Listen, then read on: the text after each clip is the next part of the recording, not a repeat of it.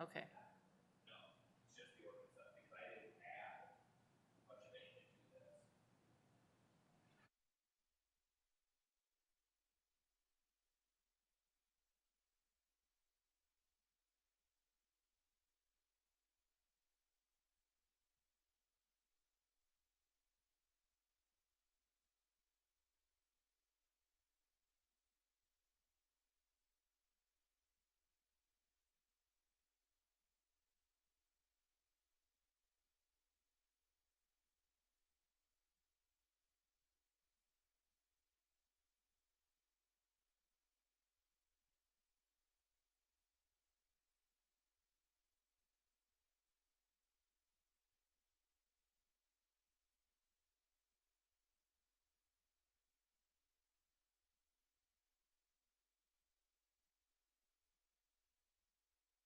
Take this off for a second. You'll see it switch here. Okay. It's always got its, time stamp We should, switching over, cause do you want The me to stream have the is feedlot, behind, current feedlot paper too?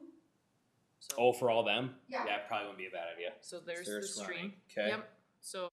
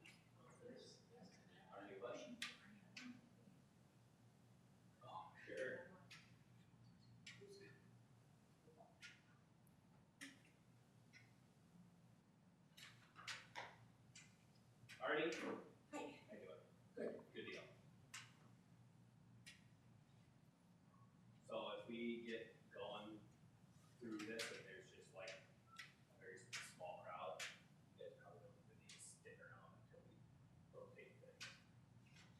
So, I'll let you guys. Yeah, we're just, like, we're gonna take those 8 chairs out and then just put a table there with 2 chairs, but that would take us 2 minutes to ourselves, so. Just wanna make sure we get off to a good start here.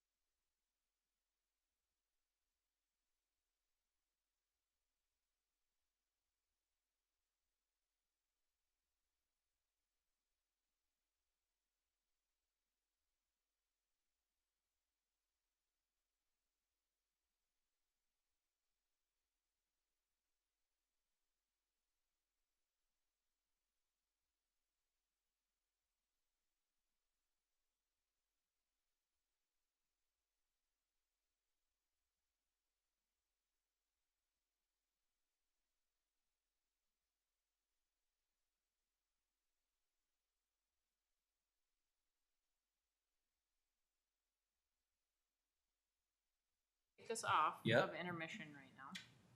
This is Everybody what we're gonna recognized see. that beat up old car of mine. That what?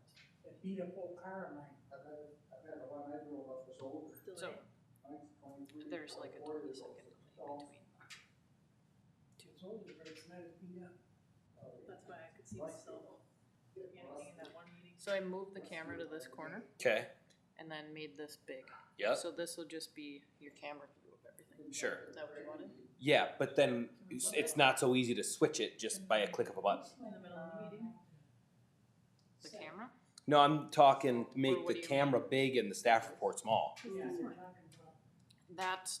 That puts them side by side. Yeah. So it makes it really small.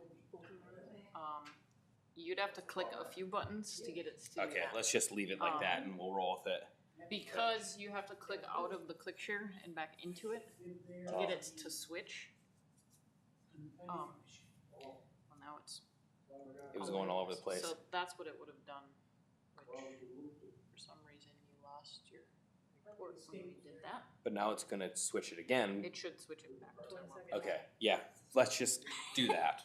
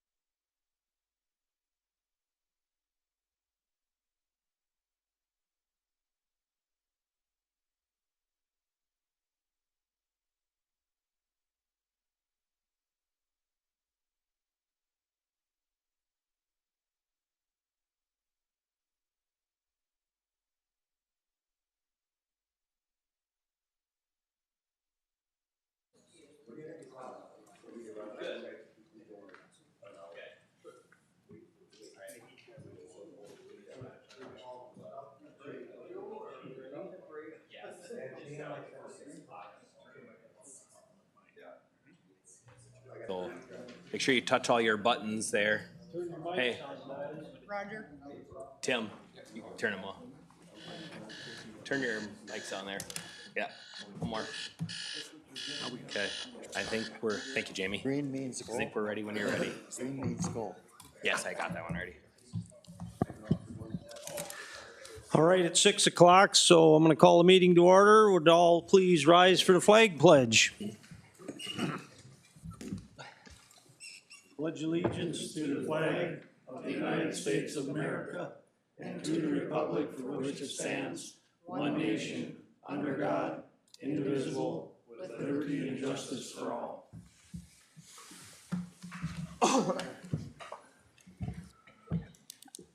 I'd like to welcome you to tonight's meeting. First thing I'm gonna do is introduce the staff and board members present. Over here is Adam Osfort, Sue Bertrand, I'm Jim Pratt, we've got Ken Holvet, Arnie Bowie, Lloyd Graves, Roger Hendrickson, and Commissioner Tim Denny. First thing we need to do is approve the minutes from the last meeting. Everybody have a chance to look them over? Any questions or comments?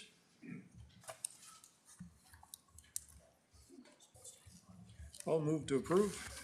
We got a motion by Ken and a second by Arnie. All in favor signify by saying aye. Aye. All opposed, same sign. Motion carried. Next thing, there's no changes to the agenda, so do we have a motion to accept the agenda as printed? I do. Got a motion by Lloyd, Second. second by Roger. All in favor signify by saying aye. Aye. All opposed, same sign. Motion carried. Agenda item number 1 is the proposed amendment to the Todd County Feedlot Ordinance. We will have the staff report. Okay.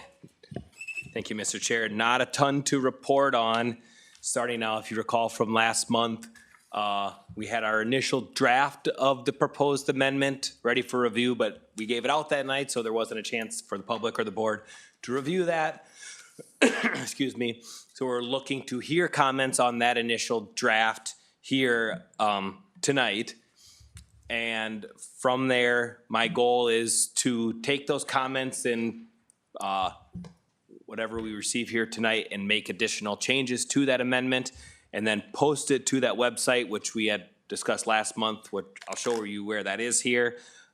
In addition to that, my goal is to take any comments we get here and put them in an Excel sheet or something and provide a response next meeting as to what we did with all those comments, whether that be we made a change, or if we didn't make a change, an explanation as to why, in an effort to give a response to every single comment that we receive and be as transparent with the process as possible.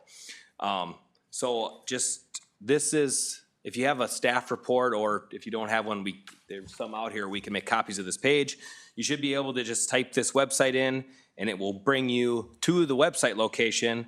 But if not, I'll show you where it is. If you just go to our county website and under this government tab in the divisions and departments here, and go towards the bottom where it says Soil and Water Conservation and Development, there's the Planning and Zoning tab here. Click into there. And at the bottom, there's this accordion. The very bottom one says Feedlot Ordinance. If you click that, you will see each of the ongoing copies of the draft, and we'll date them. So if you know, you can go back and look at what the last date was, but we'll keep putting those amendments in there as we draft through it. But that's where you can find that. I don't have anything else tonight, but I'd love to hear your thoughts on it. And I do have one piece of written correspondence when you're ready for that too. All right, well, we'll have the correspondence then. Okay, so this was given to me from Deja Anton on behalf of the Feedlot program. Just one comment you want to provide on that draft amendment. That at the last meeting, there was a question posed concerning the liquid manure storage structures and the modifications made to section 911M, part 2. So part 1 talks about the requirement of 12-month storage for new liquid manure storage. In part 2, the way we have it drafted is that there was a requirement for 7 months storage for any modifications to existing manure storage structures. The question was asked for clarification on this performance standard, and here are some real-life examples of potential impacts to farmers. In example 1, Dairy Farm A has a small manure storage at the end of the barn where he pushed manure out until he can get it land applied. This small manure storage may hold 3-day storage. He's registered for 100 animal units but wants to increase to 125. Does this dairy farmer have to expand his 3-day pit hold time to 7 or 12 month storage in accordance with those 2 parts above? Deja's response or answer to that would be that they need to expand to 12-month storage for the manure produced for 125 cows because he is modifying the existing capacity. I think that should have been 7-month storage, but regardless, it's an expansion from 3 days to months. The downside, how many years will it take for those 25 cows to pay for an increase in manure storage? Is it financially feasible? Manure pits are coming in at over $100,000 at the low end these days. The good side is that he no longer needs to daily or bi-weekly haul year-round, especially in the winter months. Maybe this is enough time and energy savings for him to be okay if his bank approves it.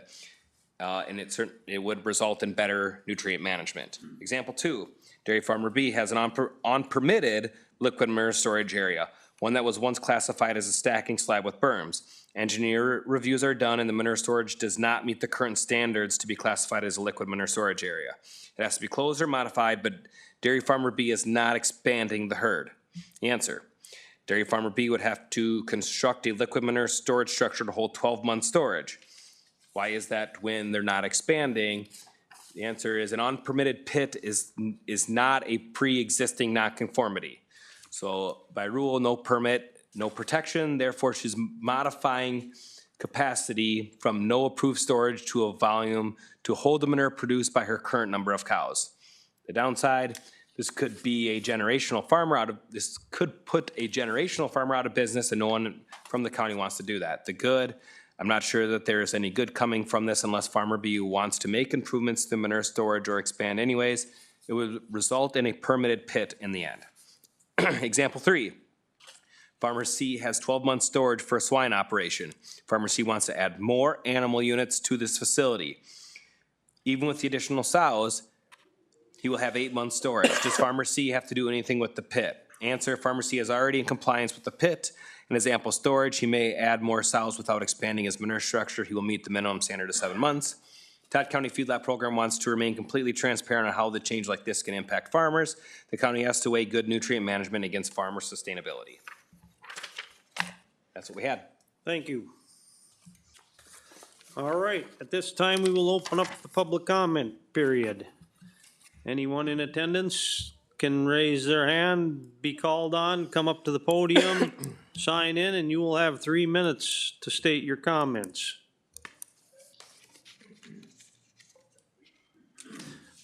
Roger, I guess you can be first.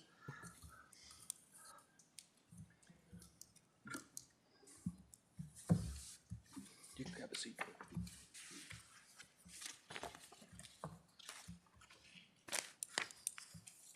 Roger Zastro. I am speaking on behalf of myself and the Todd County Farm Bureau. We've looked over a lot of this stuff. We've heard comments on 2 meetings already now. Our feelings is the current regulations have been working very well, and it doesn't pay to keep going on the public comment period meeting after meeting. I think we've got to get down to the drafts, get done. We've got field work coming up. Don't want to be here. We're not in favor of animal caps, setback changes due to the fact there's a house has been built already on places and people won't be able to expand their operation. I understand it's hard to tell people they can't build somewhere, but also by letting people come in, you're limiting on what a farm can do, or if they want to expand or bring family members in and somebody came and built a house on the corner, if we change the animal setbacks, you're limiting what they can do. I think that's all been brought out in testimony. I don't know what new comments we're gonna get that haven't been already made. So in my opinion, we should, I mean, you got tonight, but after this, like I say, we're in favor of basically, there are some wording changes that is probably not a bad thing to change, but overall, I think we should leave the thing the way it is, get it done with. Thank you. Go ahead, Sean.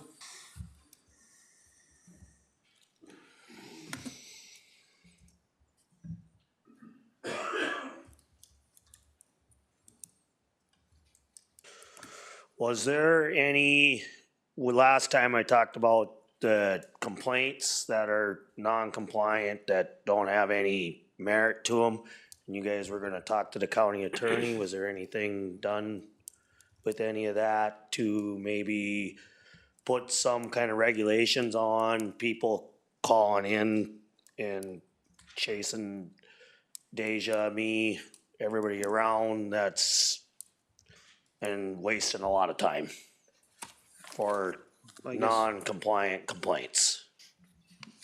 Go ahead, Adam. Okay, answer, no, we did not talk to the county attorney about that. I think we would not get anywhere with putting language in the ordinance that would prevent submittal of complaints.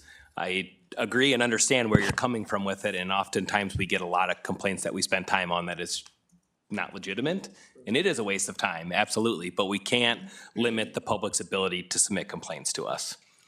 What about when we got the same person over and over and over? Same organization, You're lake right. associations, Sure. over and over and over, that sooner or later, we gotta put some kind of a, Sure. something against this, because it's only gonna continue to get worse. And one, we can't just keep using up all of our resources on things that have no merit to what they're doing. Sure. I appreciate your comments, and something we can try to get an answer to on that specific scenario. We can't limit the public's ability to submit complaints, but maybe in that scenario, there's something else that our county attorney might be able to provide some guidance on how we respond to it. But it may be exactly that guidance, but not something that we put in the ordinance. And I'm just making that assumption based on my basic understanding, but our county attorney might have a different answer than me. Yeah, to me, it seems like we gotta do something there, Sure. because it's out of control. Sure. And, I mean, everybody knows what Yep. I'm dealing with and where we're at, and it just goes on and on and on and on. And it's one thing that, I mean, I understand we gotta have regulations, but I gotta answer to their complaint. But why do they not have to answer back? Why, how come they're not, have no consequence to a false complaint? Sure. They waste my time. I have a consequence to their false complaint, but they have no consequences to their false complaint.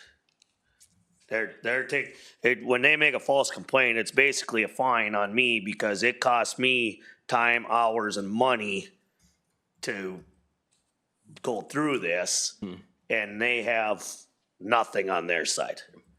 It's one thing if it's a legitimate complaint, but it's another thing when they know they're making non-legitimate complaints. Yeah, we see that happen, obviously, but I can tell you I don't have an answer at the moment. Right. But I hear your concern and I see it, so. Oh, all right. Sounds good. Thank you, guys. Yep. Any other public comment? Virgil Schmidt. I'm gonna run off of Sean's, and,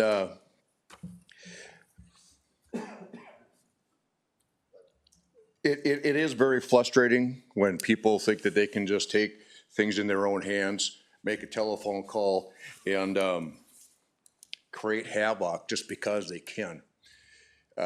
Again, it not only affects Sean, it affects Deja or anybody else in the office. Here, we're sitting again with the whole scenario one more time. In my opinion, and I'm with you, Jim, the last comment you made last meeting, if they don't have the balls to come in here and stand up for what they put forth, then as far as I'm concerned, hang up the phone. Now, whether that's possible to put into this ordinance, I have no idea, but I'm with Sean. You know, you can't let these people just run amok and do whatever they want. The unfortunate thing is this whole deal is the only difference that they know between a bull and a cow is a bull's got horn and a cow don't. And I've been down that road. And you can't talk to them. You can't talk sense to them. So, you know, I'm looking at this ordinance. There's a lot of loopholes in it, but the main thing is I think the loopholes are there for the public. And we keep batting our heads against the wall to try and make things better for us, and they get away with murder. Again, I think if they're gonna make a phone call at any one of us, they need to show up to farm to back themselves up. Whoever made the phone call because we're here, they should be here as well. That's what I'm gonna do. That's the way I was growing up. That's what I was taught. So I don't know if that can be put in. That's a thing for a lawyer, no doubt about it. You know, so we can hash this thing over, but we need to make people accountable for their actions. We do as producers out here as agriculture, whether it's feedlot, whether it's cash crop, whatever it is, we have to be accountable for our actions. The rest of them should be too. Thank you.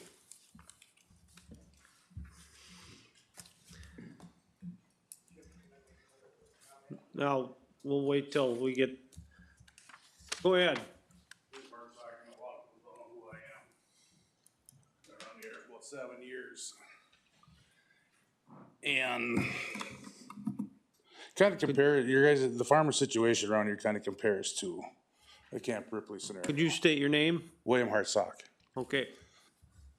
Kind of compares to the Camp Ripley scenario. Noise barrier. These are generational farmers, been around for years. Camp Ripley's got money. They can buy their surroundings. There should be something somewhere, like gentlemen have said before, attorney fees or whatever.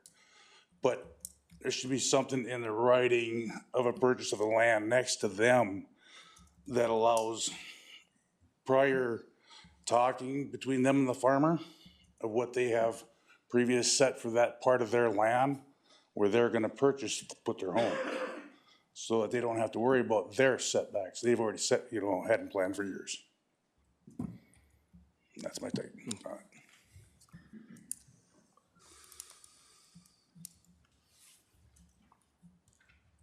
Go ahead. You weren't gonna say my name this time, yeah? Well, I couldn't see you're so small, I couldn't see you.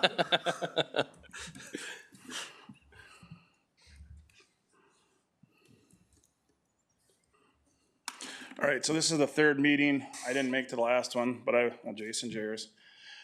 So we were here to the first one. My wife who's pregnant and our 3 kids, we were down here and there was a bunch of other people. I've noticed there ain't many people now as there was the other ones. This thing gets drug out, just like any politician does it. Any school board does it. You want something to pass that most of the people living in that area or whoever's been there doesn't want it to pass. They just keep kicking the can down the road to pretty soon there's everybody gets frustrated because nothing gets done. Like they've been saying, this is the third meeting. Whose job is it here to stick up for the farmer? I wanna know. Whose job is it to stick up for the person that's lived here their whole life, their family's a 100-generation farm? Whose job is it here to stick up for us and why we always gotta keep changing and complying to people who are moving up here from the cities, wanting to get away from that dumpster hole down there because they don't like the crime, they don't like the pollution, but then they turn around and come up here and tell us how to live. We've been here before them. We don't get to go down there and tell them, hey, we're gonna put a feedlot right here next to the XL Energy Center or something. There was no way it'd be allowed. Why? Who sticks up for us? That falls on you guys. Just like, why is this being brought up over and over again? What's being done about it? It's been kicked down the road. Are we all hoping that nobody shows up anymore? Nobody says anything? Like I told you the first time, Jim, I brought my kids down here. The last meeting we didn't because there was wrestling, but we came down here. It was on a school night. The meeting didn't get out of here till what? We didn't get home till a little after 11. I brought my kids. They're in school. There wasn't one person here who brought up this wanting to feedlot things change. There wasn't one person here in this room, out there, in the other room that was here for it. So why, again, who sticks? It's your guys' job to stick up for the people that live here. You heard everybody here say, why are we changing this? What needs to be changed? Because somebody moves in? Well, what about the people that are here, living here? Parents have been here, grandparents, they've been here for over 100 years. Why do they get ramrodded out? That's what I got to say. Any other public comment? Roger. No, the other Roger. Yeah. You can both come up together if you want. Does my 3 minutes start when after I sign in? There's You a start- four. It started when I called your name. Oh, well, okay, No, I'll sign in. Sign in first.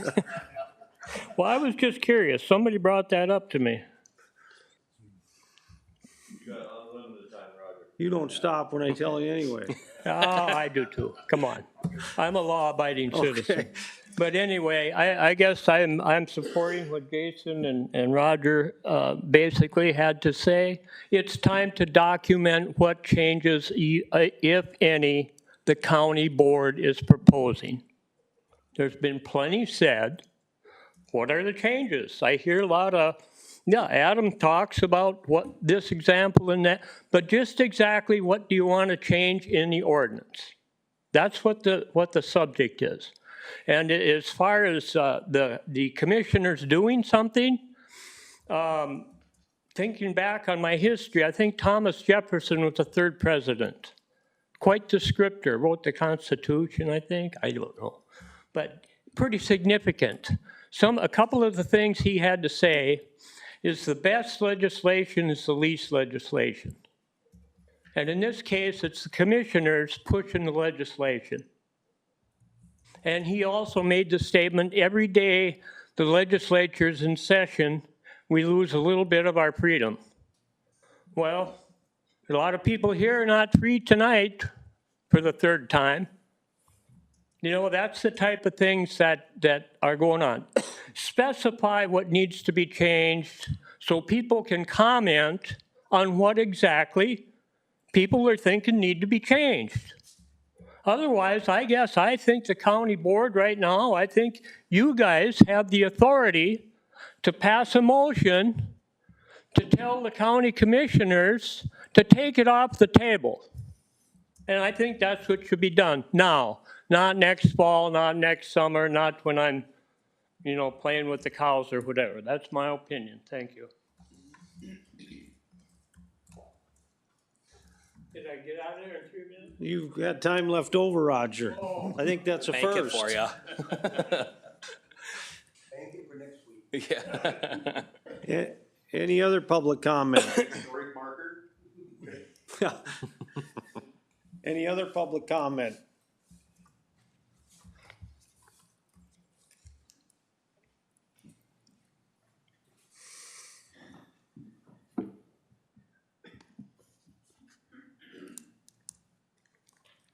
Scott Duchesne. I live at southern part of Todd County, and I'm here to probably bring up some more unpopular ideas here. 4 years ago, I've been living at my residence for 15 years already, built the home myself, and a producer came in and wanted to apply for 1,000 animal unit feedlot right across behind my mailbox, maybe 250 feet from my house. My house is built on an R10 zoned property, but there's nothing in the ordinance that prohibits anybody from or has any kind of a setback from that R10 property. So they could build it right on the other side of the road, and there was no real setback ordinance in place to keep that from happening.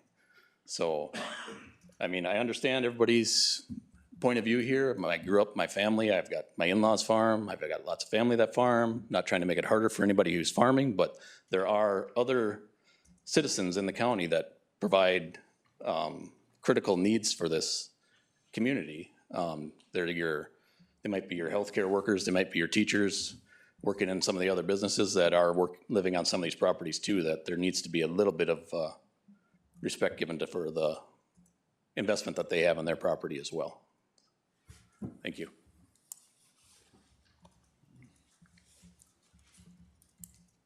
Any other public comment?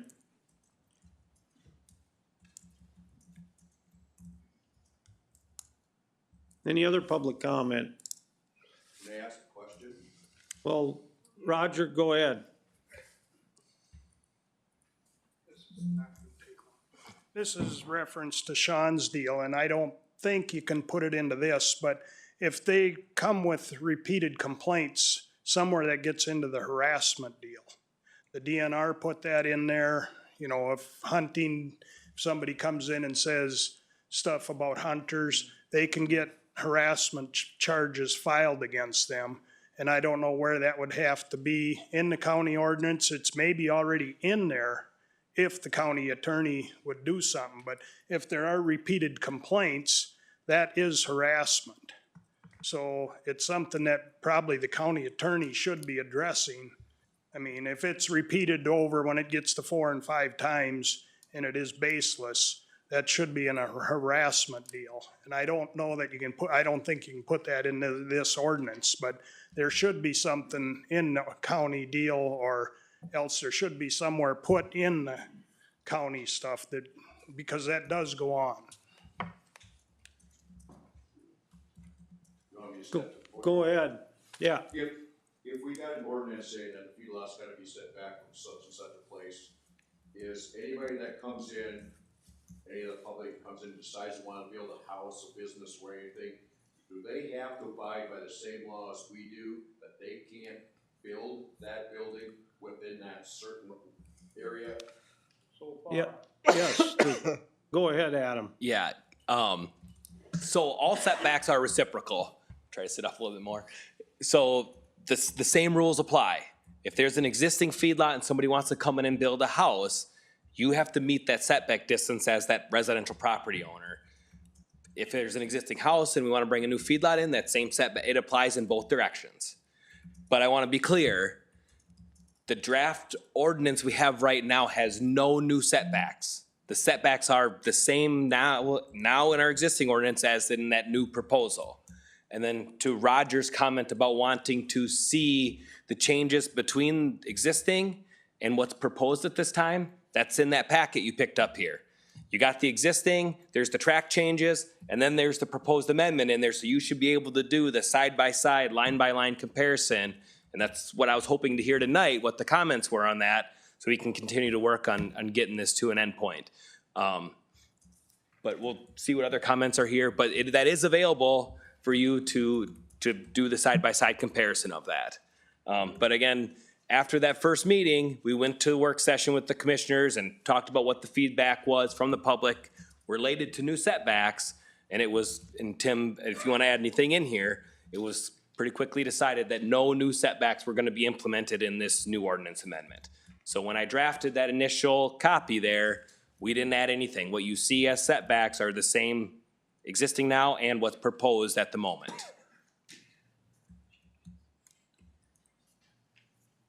Any other public comment? Can I tell you a story about that inverse in Morrison County?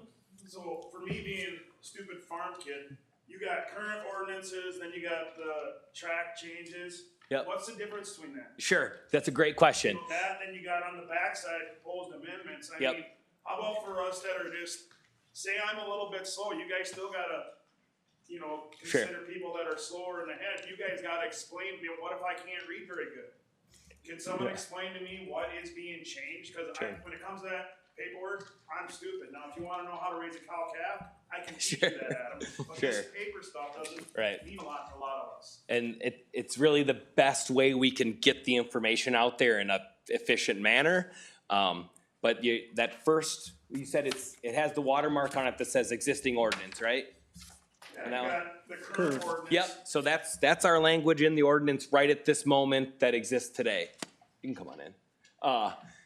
That second one says track changes, and it probably has a bunch of things crossed out and. Track moved- changes, what Yeah. does that mean? Yeah, so that means as I rewrote portions of it, it crosses out what I deleted. That means it's gonna be removed. And then what's added is maybe, it's probably tough to see because it's not printed in color, but it has the I new think language. It's underlined, I think it's underlined, Adam. Okay, and if it's underlined, that's language that's added.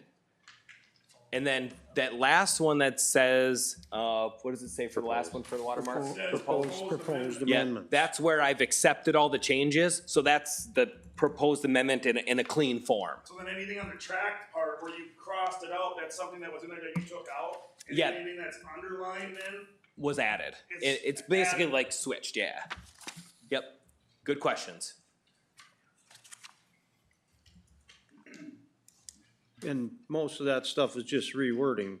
Yes. Correct. Yep, and that's where we were at this point, is trying to clean up some of the inconsistencies or things that we as staff have had a hard time interpreting or enforcing, to just kind of clean that up.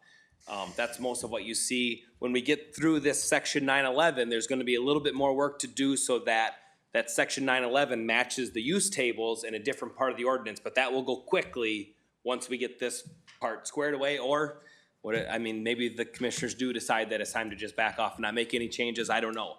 But just, if we continue to move forward with this, there will be a little bit more homework for us to do to make sure that those other sections of the ordinance, they all play together, right? So we gotta make sure that everything's consistent throughout the ordinance, including potentially modification of definitions or creation of new definitions. But we gotta make sure that in the end, everything's consistent and clean, something that is usable. Any other public comment? John, go ahead. So what I read this thing I sat down and studied it about 3 times. There's very, very little change. Most of it's just verbiage, switching things around to make it more user-friendly, whatever, that it covers a few little things different. But to me, it looked like what was being proposed and what was there is basically the same. As long as we're leaving it to what is in here, to what is proposed to change. I don't think, after I read it and went through it, I don't have an issue with what's in this paperwork. Like, I think it's good. Like, we haven't really switched nothing besides just cleaning up some of the vocabulary here. Right. So, as long as you guys are gonna leave it to that, I guess I'm comfortable that I don't need to come back, as long as I know that that's what's going on. Okay. Yeah, go ahead. Yeah, and so if you choose to not come to next month's meeting and stuff, I totally understand. But that's why we're gonna anytime I make changes, I'm gonna try to get it online right away. So keep an eye on that every week or whatever, so that you can see the changes we've made and confirm that we're not taking steps beyond what's been discussed here tonight or whatever. Or if you do have concerns, like whatever comes out of this meeting tonight, I would hope I can get it posted to that website in the next week to 10 days. So then you have another 2 weeks or whatever before that next meeting if you wanted to review it and then come to the meeting. If you're comfortable with what you see, you can make the decision to not come. We just needed to hear the comments tonight so I know what that next step is or what needs to be changed. And we'll keep posting to that website and you can pluck it off of there to see what we're working at. Yeah, but I think on what we've got here, between the public speaking and everything, I think it's not only us, but you guys have understood that we're really nobody's really looking for much change, and we really haven't really made any changes to talk about that are really significant by no means. Yeah, and that was not what I was intending, was trying to Right. just clean up those things that we as staff have seen as issues. So, yeah, I would, 100%. yep, thank you. So there was talk about animal caps, has that dropped off? That was never added. Yep, good question. And setbacks, that's not. Nothing new, just the same setbacks the charts are identical. Yep. Thank you for that. A couple of them items were brought up by commissioners. What's that? I said a couple of them items were brought up by commissioners, not this board. We understand that. Well, I just wanted to make it clear, because, We're not throwing paper balls. well, you go ahead, Roger, I can duck. So as Todd County Board of Commissioners, feedlot, whoever, I'm with Sean over here, he's not the only one that's, we sat and talked about, I personally is this harassment thing. Is there anything that you can do, or is that a completely different subject altogether? Well, as far as I know, there's nothing we can do. That would have to be discussed with the county attorney, and I don't know what they can do legally, but. There's gotta be harassment laws. Right, Yeah. I think you but- should bring it up to the county attorney. I'd be happy to ask the question. But yeah, we Yeah. can't, Order, for Christ's sake. What's that?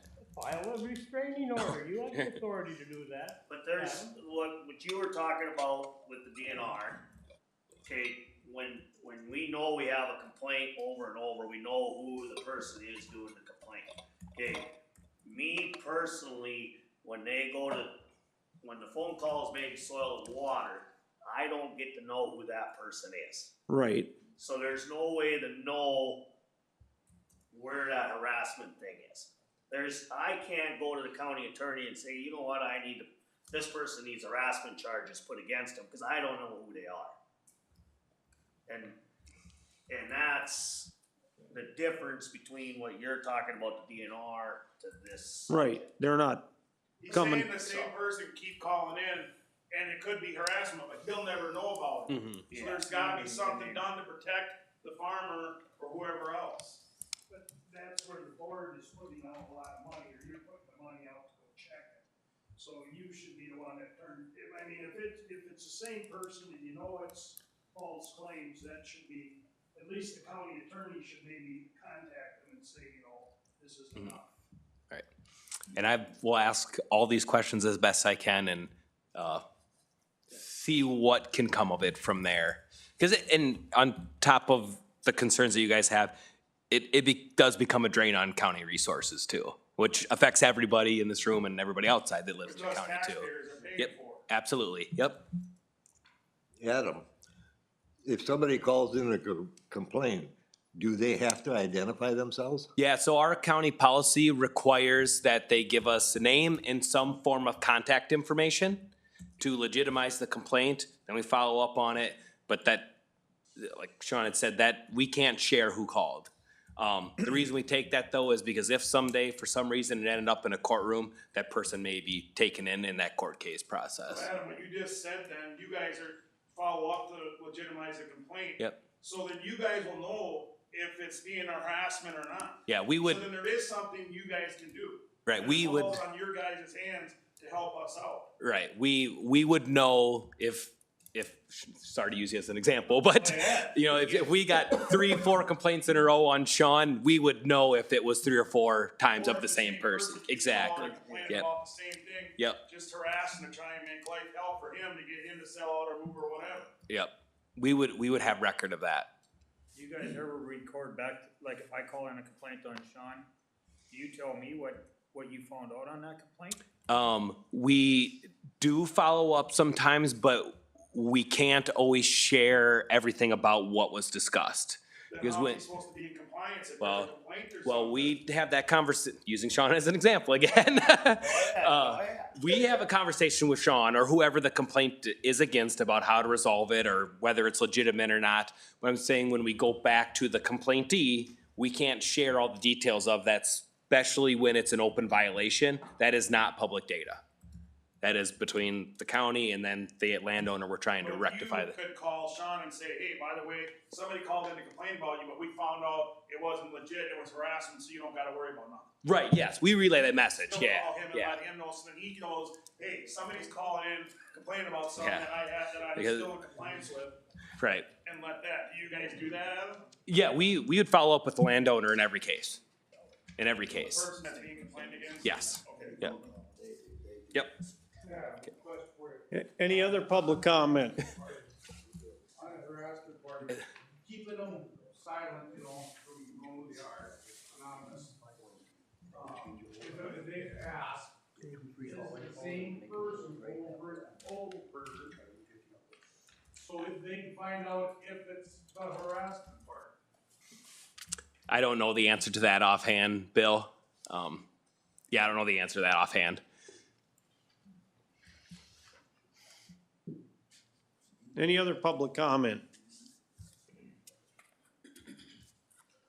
Can I use Roger? my other 30 seconds and tell you about a friend of mine in Morrison County? Well, About 80 acres. Who's gonna build a house on it. Before they had the money to build it, they put a big turkey facility across the road. There's a setback on feedlots in Morrison County. My friend is SOL as far as building a home on his land.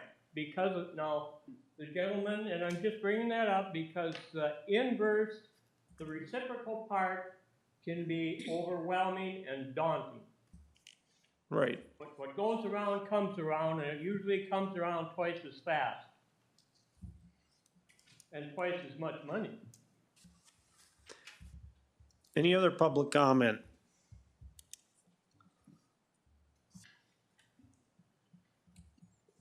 Any other public comment?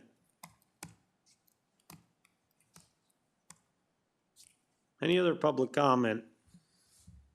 If not, we're gonna close the public comment period and open it up for board discussion. If anyone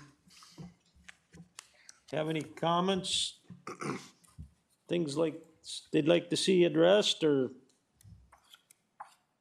I would say that, I've been to all three of the meetings now. And your comments I really appreciated, because you took the time to read through that whole thing. And the same as I did for about 2-3 nights at home, I didn't find a heck of a lot of changes being proposed outside of some grammatical paragraph numbering and all that kind of thing. The first meeting we had, I wrote down my own summary of every comment made. There was 19 of them. 2 of them wanted to look at other counties, what they have, and we did that. I think our first meeting, we handed out a chart showing what the other counties' setbacks and ordinances were, so we addressed that. 3 of them said to be careful with setbacks, and we will, because we won't be changing anything, at least right, not anticipated at this point in time. 2 of them said to limit where small acreage houses can be built, and I think we have that accounted for in the setback, reciprocal setbacks.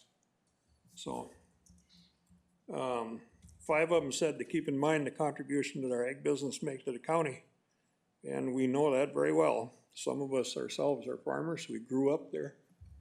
Some still do.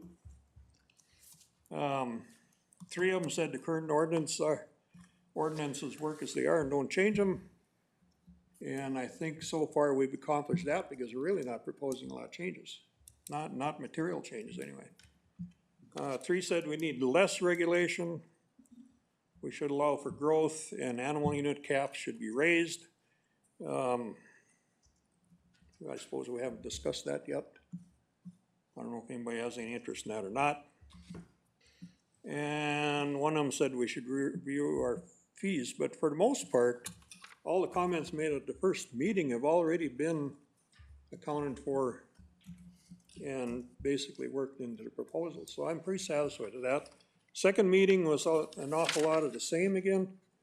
There was one concern about nitrate in wells, but that's not really something we can add into a feedlot ordinance, I don't think. That has to come from a water authority. 3 of them commented on reciprocal setbacks, pretty much the same thing you guys are talking about tonight. 1 of them said the current ordinances are good. The thing that's not in our ordinance is how to handle complaints, and that was a pretty good discussion tonight, I think. I've got a suggestion I'll make here in a little bit, but, and then the permit costs aren't dealt with in the ordinance either. They are not. No, that's elsewhere in other ordinances, so. Just my summary of where we've been, I think we've been covering it all. I summarized all the comments made yet tonight, and I'll go home and digest them, but excellent discussion, I think. My suggestion on these frivolous complaints, since we have a lot of that going on, and this wouldn't be unprecedented, but if I was gonna come in and make a complaint against any feedlot owner, I should have to pay up front a fee to do that. Now, if my complaint turns out to be legitimate I get my feedback. If it's not, you forfeit it. So, it's only a thought. You know, $100 fee might slow down a few of them.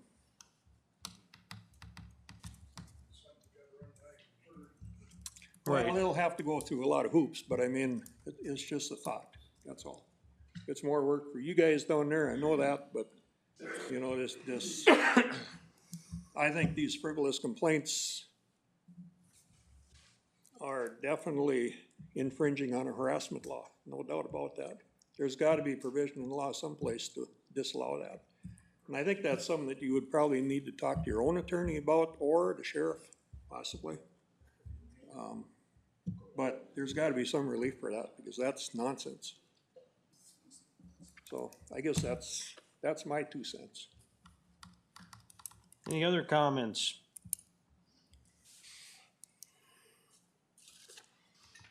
Tim, you got anything to add? Yeah, Go ahead. I like the old ordinance, so the new ordinance is perfect. Just a little bit of verbiage changes and cleaning it up, easier for you guys to maneuver around, but this is, without all the good public comment and feedback and this board's hard work, I mean, I like it. I like where it's at right now, and besides just addressing that harassment issue to get that little more certainty or clarity on that, that would be, one more thing we just gotta look at, but I know everyone's getting kinda tired of these meetings and whatnot too, but it's, I think I like it. It has my support as is right now, so.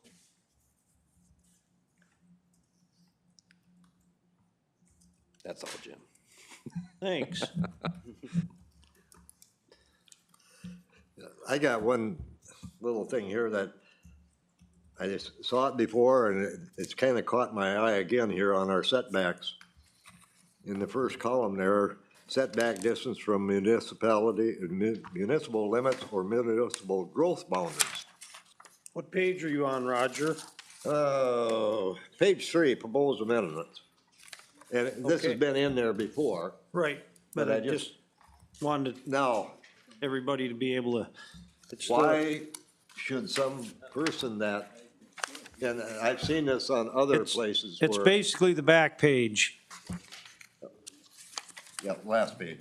You know, we're not maybe big enough towns in cities in Todd County, but I've seen in other counties where these big cities, they keep annexing property, and all of a sudden you have this Century Farm out here that's got houses all the way around him, and all of a sudden he can't farm anymore because he's within that municipal growth boundaries.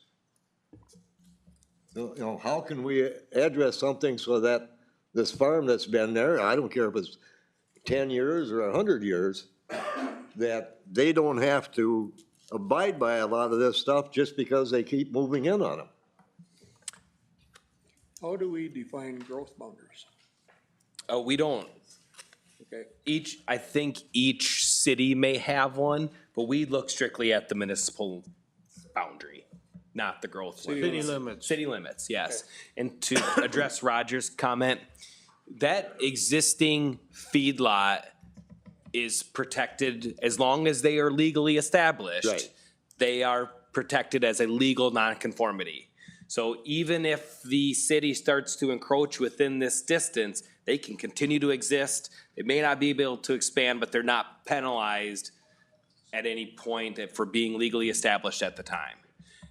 But they can get sick and tired of all the complaints, Yes. and, There's some things you just can't control. yeah, it's things you can't control, but I mean, in here, it's, you know, if the municipality figures on going out that far, they can't do much of anything, because they're restricted by this rule. but I think when you said complaints, I think that needs to be addressed. Whoa, yeah. I mean, you can't allow people to come move their city out to your feedlot and then start complaining about it. That's Yep. not gonna work. Yep.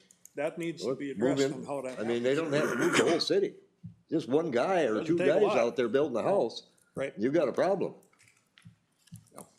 Many years ago, 20-some years ago, I give my son some property to build a house on. And I told him there's one stipulation. You can never sell this as long as I'm farming.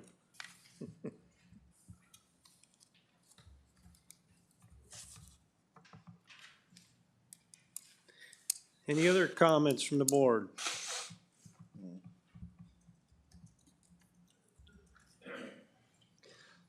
Well, I'll say, I thought the ordinance was just fine the way it was, and just cleaning up some wordage is kind of where this whole thing was supposed to start at, but it got kind of sidetracked, so, I mean, I'm good with it the way it is, and just cleaning up the wordage and go from there.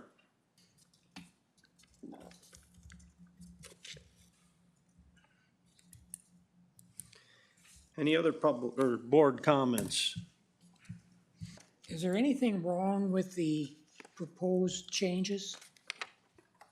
Or could we just say, okay?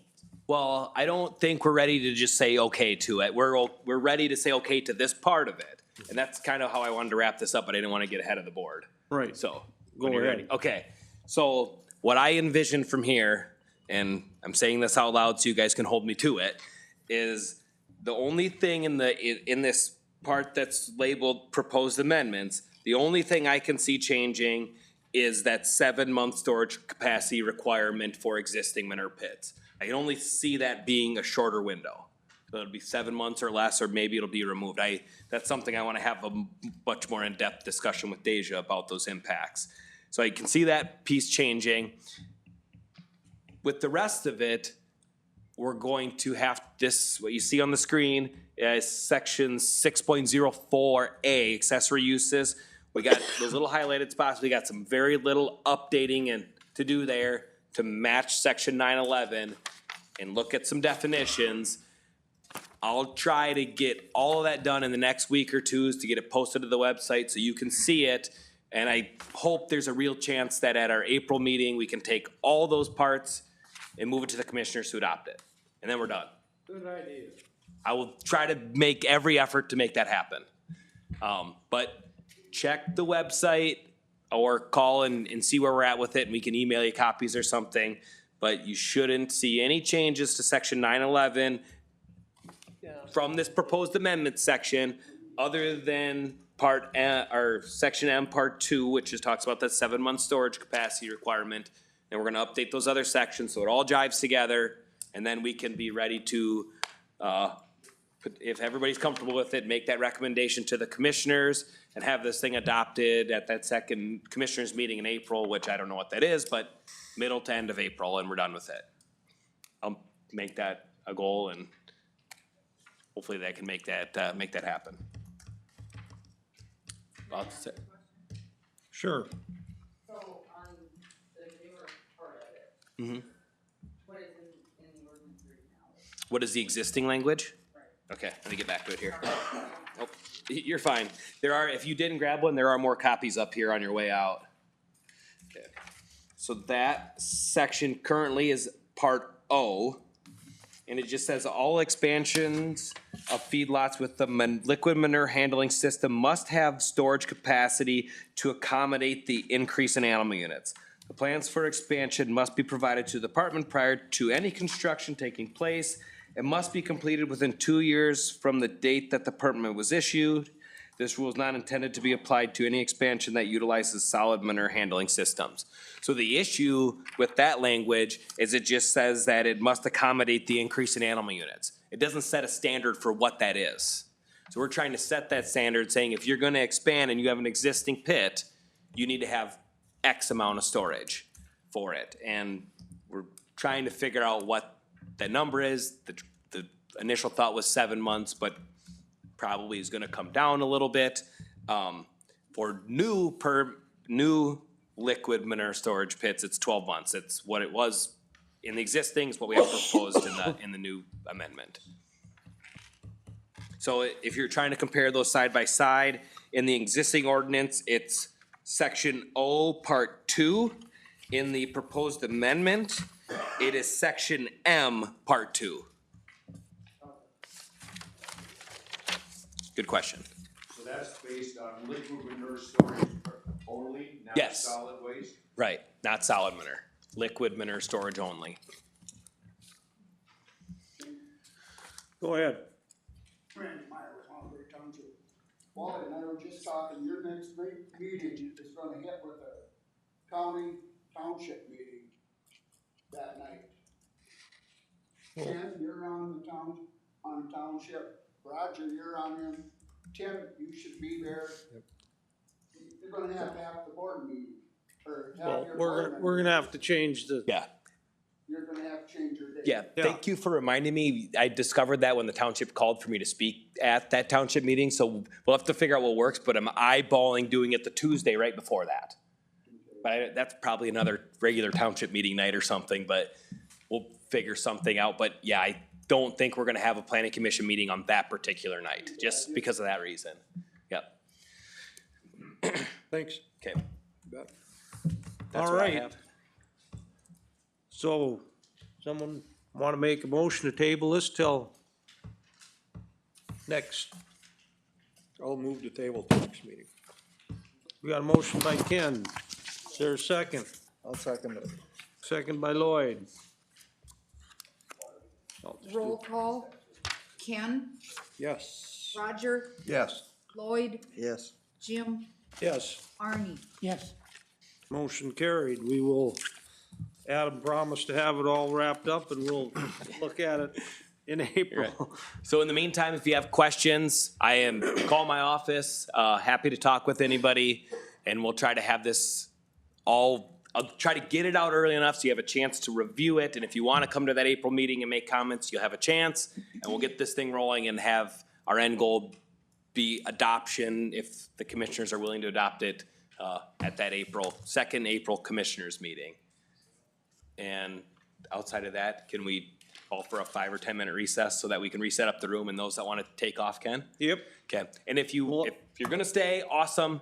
If you're gonna go, I ask that you make your way all the way outside so that we can keep going with the meeting after a little bit. We'll have a 5-minute recess. Be on a different date Yeah. than the first Thursday next month then, because Yeah. of the. Yes. And we haven't established that date yet, but I'm looking at the Tuesday right before that. So that would be First Tuesday in April. April 2nd is what I'm eyeballing. We just gotta make sure that works. It works out for us in the noticing requirements, so we get it out the 10 days in the newspaper and all that stuff, so that's why I'm looking at the 2nd. Outside of that, I don't have a backup plan. But it will not, we can't do it on the 4th, right? No. Yeah, so it won't be Well- the 4th, it'll be the 2nd, but pay attention to the newspaper or call our office. And we'll have an answer then. Online. Or look at it online, yep. Those get posted to our webpage. All that information's on the same webpage. It's just a different accordion in that webpage that we initially looked at, so. All right, Okay, quick recess? 5-minute. Okay. Thank you. Thank you all.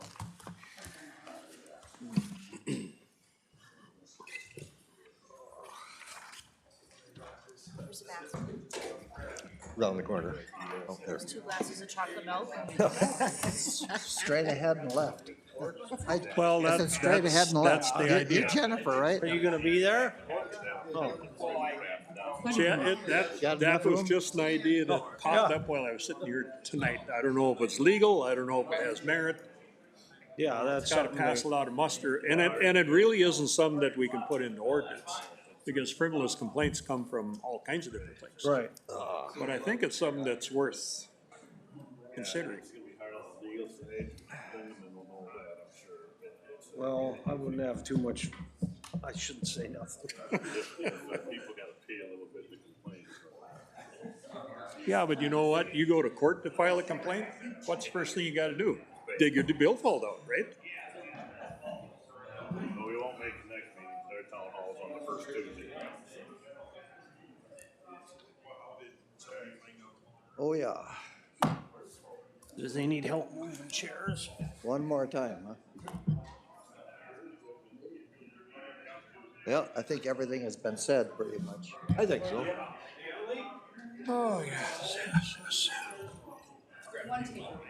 I think everybody was heard. that want it to be.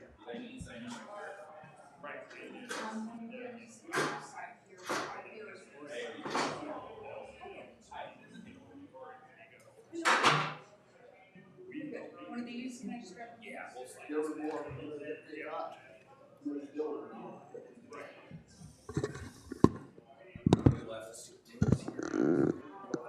Longer. You guys share like. Absolutely, yeah. Let's just go this route, Okay. those are all tied.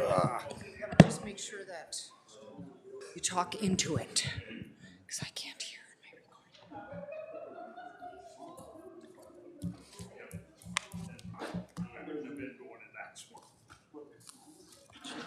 It's like another greenhouse is wanted. Yep. And another sawmill.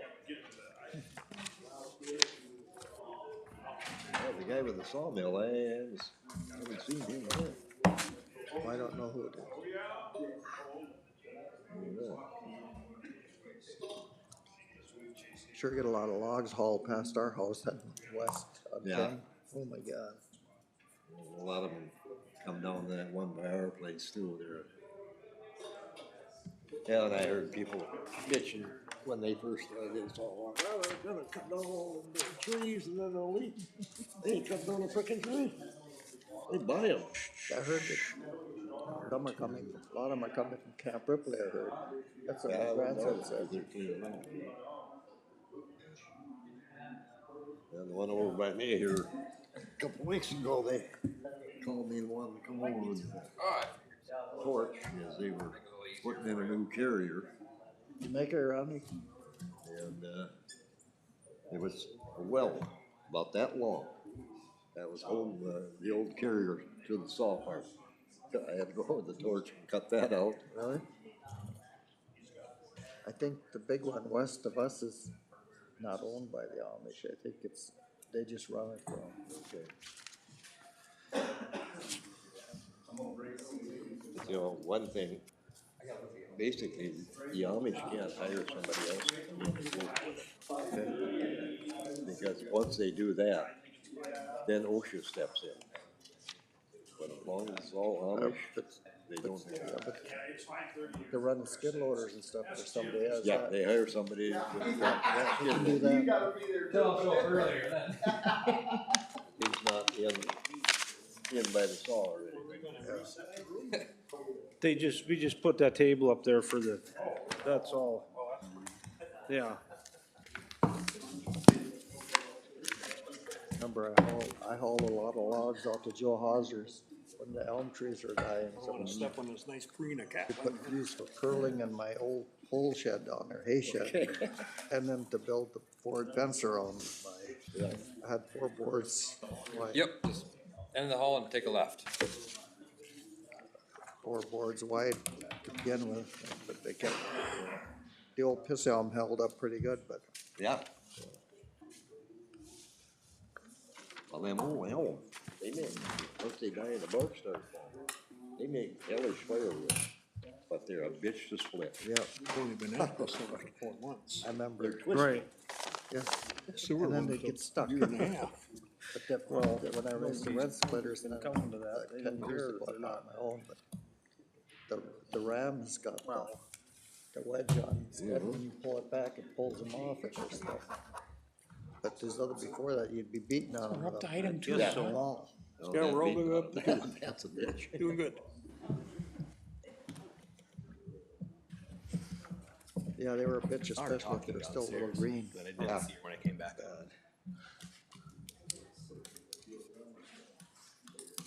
I don't burn much wood anymore. I don't do a lot of things I used to do. Even the fun stuff. Yeah. Yeah, I know.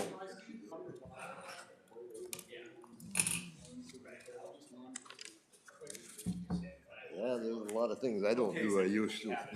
Yeah, and you know, Yes, I go yep, try and do it. perfect. What the Okay, hell thank you. happened? 30 years. This should be working right now. Yeah. Oh, that's funny. Well, I used to, you know, there's international rural railways. Oh, yeah. 64. Yep. In my 706, we had 2 rod sticking out. Yep. Some bitches up there. Jesus Christ. I weighed 125, 130 pounds, I'm putting them suckers on. I can't do it anymore. I can't even put the 100-pound weights on anymore. Right. Put them in the loader and lift up the loader, and then I call my son. Yep, yep.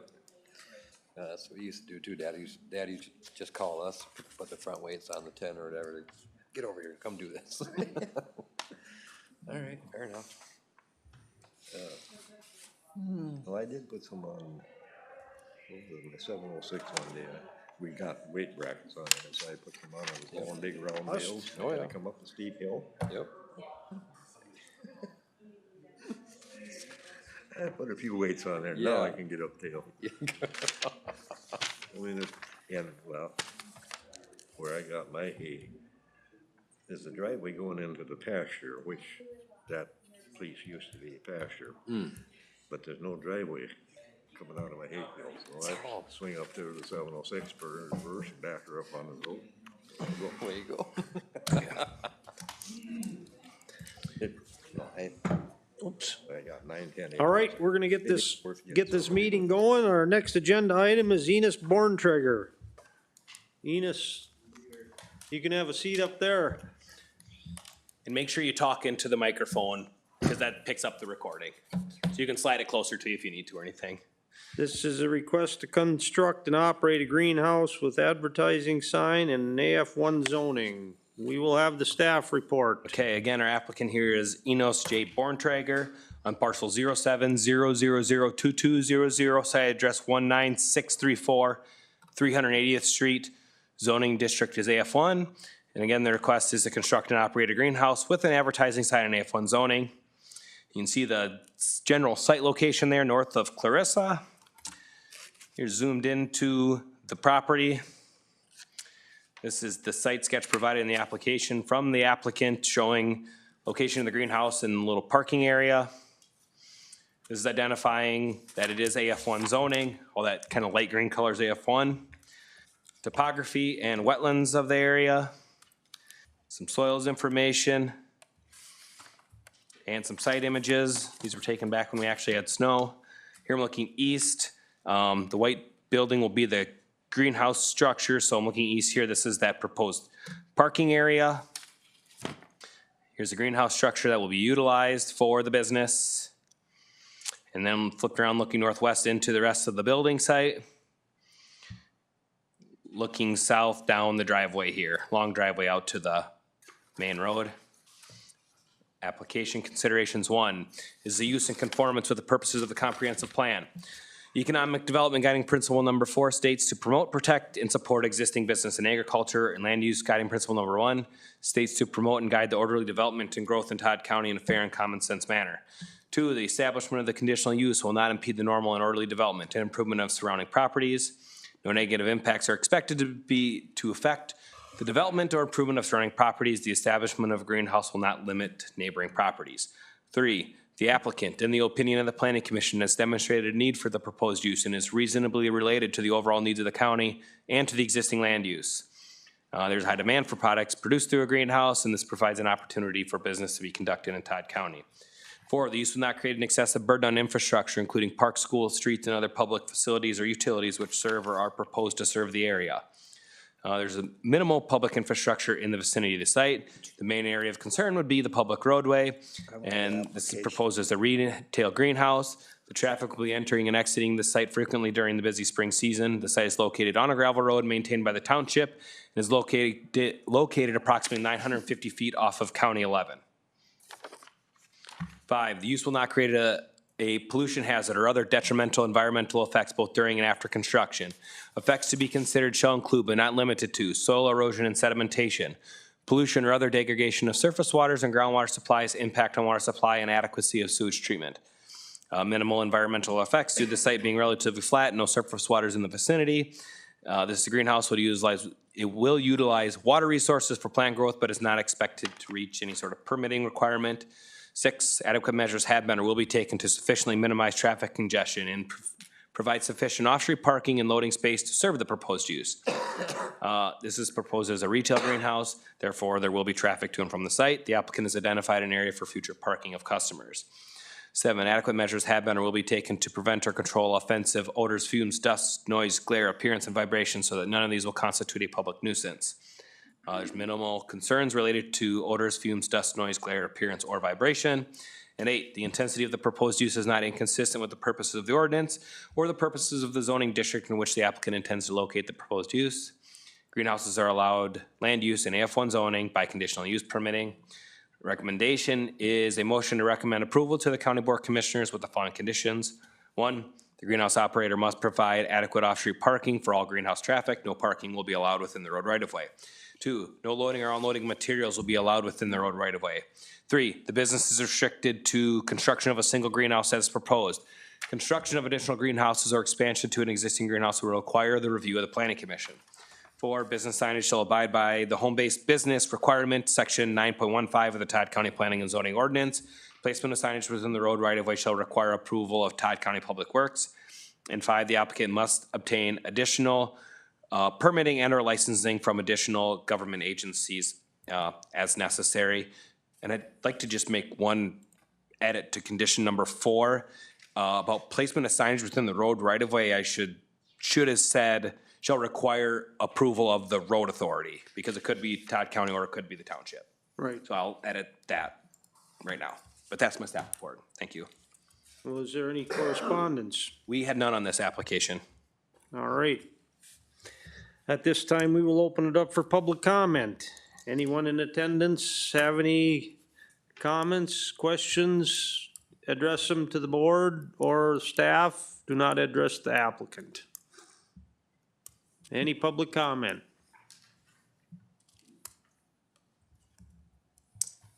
Any public comment?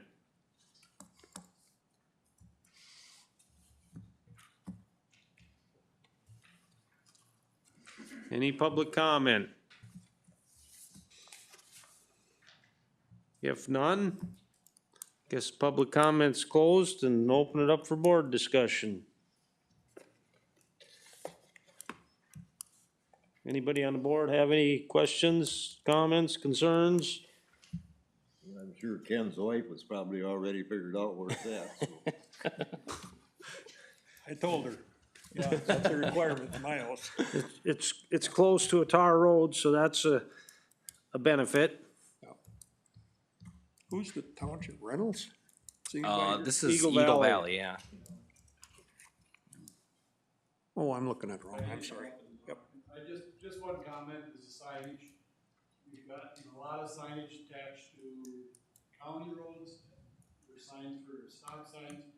Not with this instance here, but we have a lot of problem with that. So when you're coming up to the intersection on County 11, how busy it is, you can't see traffic from one way.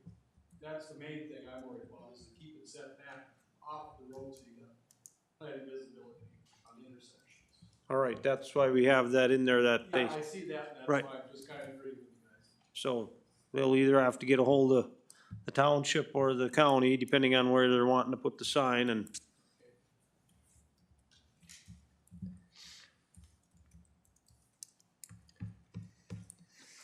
any questions, comments, concerns from the board? You got plenty of room for parking up there. Who did the site visit? I think you? No, Lloyd did, you're right. I did. That's a while ago when we had a little bit of snow yet. I see nothing wrong with it. I'll make a motion to approve it. All right, we got a motion to recommend approval with the second. with the 5 conditions, Lloyd? Yes. Second. And a second by Arnie. Roll call. Ken, Yes. Roger, Yes. Lloyd, Yes. Jim, Yes. Arnie. Yes. Motion carried. It goes to the commissioners on March 19th. You can be present at that meeting if you like, but you don't have to be. All right. That's okay. Good luck. Thank you. Yeah. Good luck. Thank you.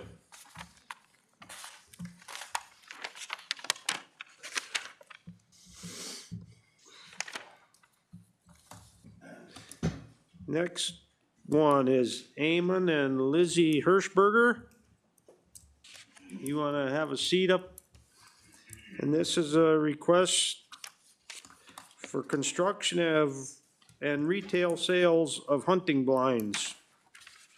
Ready? We will have Okay. the staff report. Our applicant is Ammon, did I say that right? Ammon. Say it again? Ammon. Ammon and Lizzie Hirschberger, on parcel 20002300, site address 17698, 232nd Street, located in AF1 zoning. Request is for construction and retail sales of hunting blinds in AF1 zoning. Here is the general area of the site out west of Long Prairie. And here is the 40-acre parcel where the construction is, or the business is proposed. It's a site sketch of the building off the curve in the road there. This is identifying that it is located in AF1 zoning. Some soils information and the topography and wetlands of the site. And just a few site images here. This is in the curve of the road, or where the access is into the property. This is looking, what just happened? There we go. Okay, looking south down 177th from the site access. And here just turn looking west down 232nd from that access. And then just looking into the site here from looking northeast from the access at the building site. And I believe the business is proposed to be located inside of that structure. Okay, application considerations. Not in that construction. Not inside of that one? Not in that one. Oh, okay, so there'll be another one there. All right, which we can get to that. So, application considerations is a use in conformance with the purposes of the comprehensive plan. Land use guiding principle number 1 states to promote and guide the orderly development and growth in Todd County in a fair and common sense manner. 2, establishment of the conditional use will not impede the normal and orderly development improvement of surrounding property. The proposed use will not impede the ability of neighboring properties to further improve their individual properties. 3, the applicant, in the opinion of the Planning Commission, has demonstrated a need for the proposed use and is reasonably related to the overall needs of the county and to the existing land use. There are similar businesses in this area. The proposed use will create a product that can be produced, sold, and used in Todd County. 4, the use will not create an excessive burden on infrastructure, including parks, schools, streets, and other public facilities or utilities which serve or are proposed to serve the area. The use as proposed will not create an excessive burden on existing infrastructure. The main area of concern would be for the existing roadway with movement of materials in and out and finished products going out. There is an anticipated small increase in vehicle traffic. 3, the use will not create a pollution hazard or other detrimental environmental effects both during and after construction. Effects to be considered shall include but not limited to soil erosion and sedimentation, pollution or other degradation of surface waters and groundwater supplies, impact on water supply, and adequacy of sewage treatment. There's not an anticipated environmental impact as a result of this proposed use. The only area of concern would be for collection and disposal of waste paint and other wood treatment products. 6, the adequate measures have been or will be taken to sufficiently minimize traffic congestion and provide sufficient off-street parking and loading space to serve the proposed use.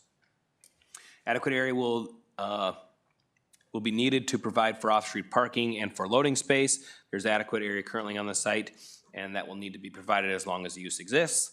7, adequate measures have been or will be taken to prevent or control offensive odors, fumes, dust, noise, glare, appearance, and vibration so that none of these will constitute a public nuisance. Is not an anticipated large increase in anything that shall constitute a public nuisance. The main area of concern would be for dust and noise. Operating within the proposed structure will eliminate a majority of these concerns. The intensity of the proposed use is not inconsistent with the purposes of the ordinance and the purposes of the zoning district in which the applicant intends to locate the proposed use. Sawmills and other fiber processing facilities are allowed as a condition of use in AF1 zoning, and retail sales are also allowed as conditional use in AF1. So with that, recommendation is a motion to recommend approval to the County Board of Commissioners with the following conditions. There should be no loading or unloading materials within the public roadway. 2, off-street parking shall be provided for all business traffic. 3, storage of supplies and finished products shall be stored meeting all setback requirements. 4, land use permit shall be required for all future construction. The business is restricted to the construction of the single shop as proposed. And construction of additional shops or expansion to the existing shop will require the review of the Planning Commission and that the applicant abide by other applicable federal, state, and local standards. That's my staff report, Mr. Chair. Any correspondence? Does not look like it, no. All right. You think there is?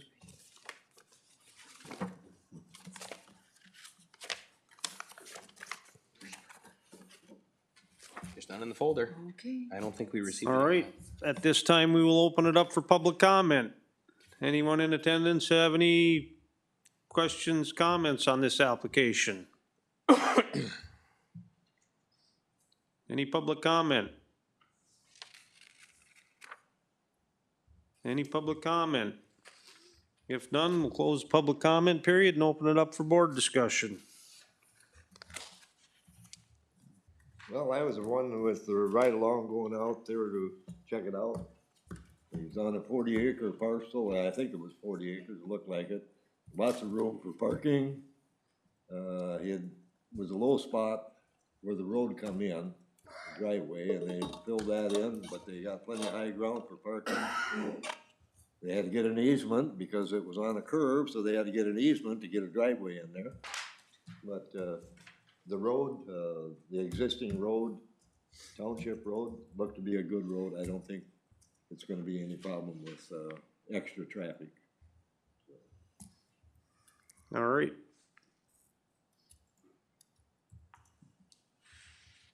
Any other questions, comments? This is for, retail sales. You're gonna sell them right off your place there? Looks straightforward to me. I'd recommend approval. All right, we got to recommend approval. Is that with the 5 conditions, Arnie? Yep. I'll second that. We got a motion to recommend approval with the 5 conditions by Arnie and a second by Ken. Roll call. Ken? Yes. Roger? Yes. Lloyd? Yes. Arnie? Yes. Jim? Yes. Motion carried. It goes to the commissioners on March 19th. You can be present if you like, but you don't have to be. Okay, thank you. Thank you. All right. Ernest. I'm not gonna murder your last name, so Well, if you're Finnish, you'd say Huhta. I'm not a Finlander, so. If you're English, you say Huda. How do you prefer we pronounce it? Doesn't matter. Huta? Huda. Huda. Okay, would got be it. English. Ernest Huta. This is a application for commercial services for, It's several businesses within the structure. okay. Ready? We will have the staff Okay. report. Our applicants are Ernest and Martha Huta. This is located on parcel 18005080, site address 22339 US 71, located in shoreline zoning, a recreational development Lake Charlotte. And their request is for commercial services for all businesses in this structure in recreational development shoreline zoning. Here's the site. It's just out on the edge of Long Prairie here south of town off US 71. And it's in shoreline zoning, but the lake is on the opposite side to the east of US 71 there. This is the site sketch provided in the application. This is identifying that it is in shoreline zoning. Here's the topography and wetlands of the site. A lot of wet areas there, super flat, but this is an established building site in the upland area. And some soils here. Here, just a couple site images. This is looking northeast along US 71. And this would be looking back into Long Prairie. And then looking southwest down 71. And then turn around looking northwest. This is the existing structure that the businesses will be located in. And you can see the parking area out front. If I scroll back up, you can see there's an entry and exit off of US 71, kind of like a service drive that serves this property here. Okay. Is the use in conformance with the purposes of the comprehensive plan? Economic development guiding principle number 2 states to look for local options first, but do not come an isolationist. Land use guiding principle number 3 states to promote the location of more intense developed in or near cities where urban services can be easily be provided and extended. 2, the establishment of the conditional use to not impede the normal and orderly development and improvement of the surrounding property.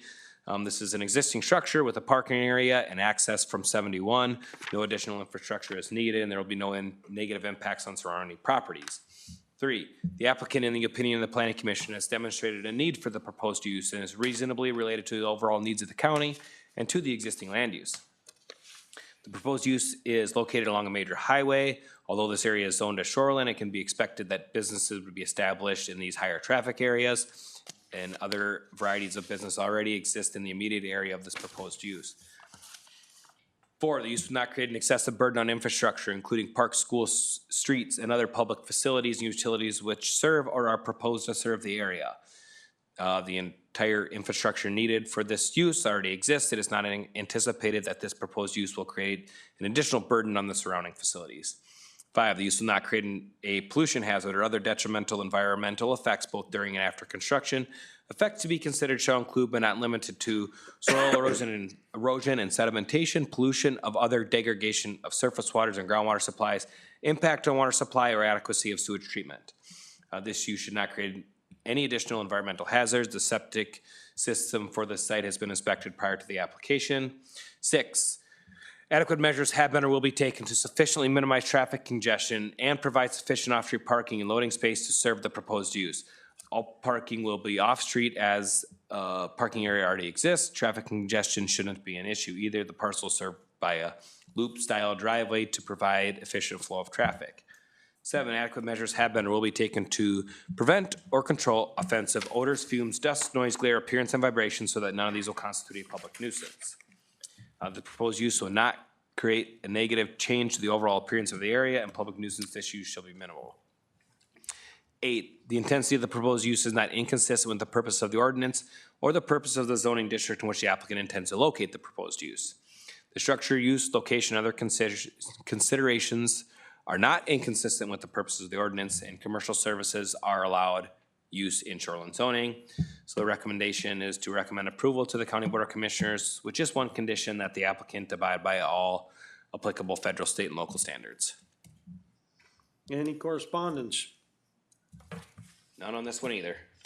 All right, this time we will open it up for public comment. Anyone in attendance have any comments?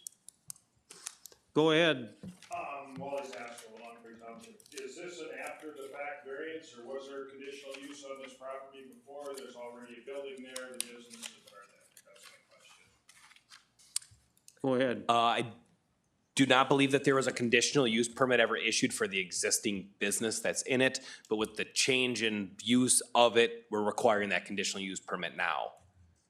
Okay, so there was a permit for the building before then? Yeah, there was What was it before? there was a land use permit for the structure, but there was never a conditional use permit for the business that's located in the structure. Okay, But now there's a change in. the structure now, or one? 3. Three. There's 3 then. So how did we get to this point without a conditional use before? Got no problem with it, just asking the question. It was a use that's been there at a long time. Yeah. And we don't always catch those, but they came to us and said that they wanted to make these changes. I don't remember how exactly it came to us, but knowing the information we have now and the change in use, we're requiring the conditional use permit now. Any other public comment? Any other public comment?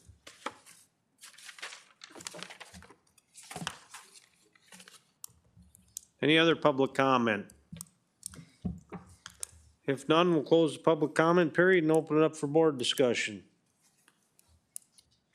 Roger, were you on the site visit on this one? Yep, I was out there, and quite honestly, I was surprised. I knew there was a new barber in town, I didn't know where he was at, so I found out that. And my barber's in his 90s, so he might be quitting, I need a new one. Well, I could cut your hair, Roger. Yeah. But, yeah, this, you know, like I say, I didn't know it, and that building has been there for, I know, over 45 years. Yep. Because it used to be a tire shop. Before that, a greenhouse. Is that what originally was a greenhouse? That's what it Yeah, started. You live just down the road, so you know too, but, yeah, it looks like a very good use for it, and as far as pollution and stuff, I don't think haircuts and stuff like that is gonna be as much pollution as a tire shop. So, I think it's a good use for it. And I will make a motion to approve this. We got a motion by Roger to recommend approval with the one condition. Is there a second? I'll second it. Second by Lloyd. Roll call, Ken. Yes. Roger, Yes. Lloyd, Yes. Arnie, Yes. Jim. Yes. Motion carried, goes to the commissioners on March 19th. You can be present if you like, but you don't have to be. Thank you very much. Thank you, good you. luck. Yes, appreciate it. All right, number 5, Jacob and Emma Miller.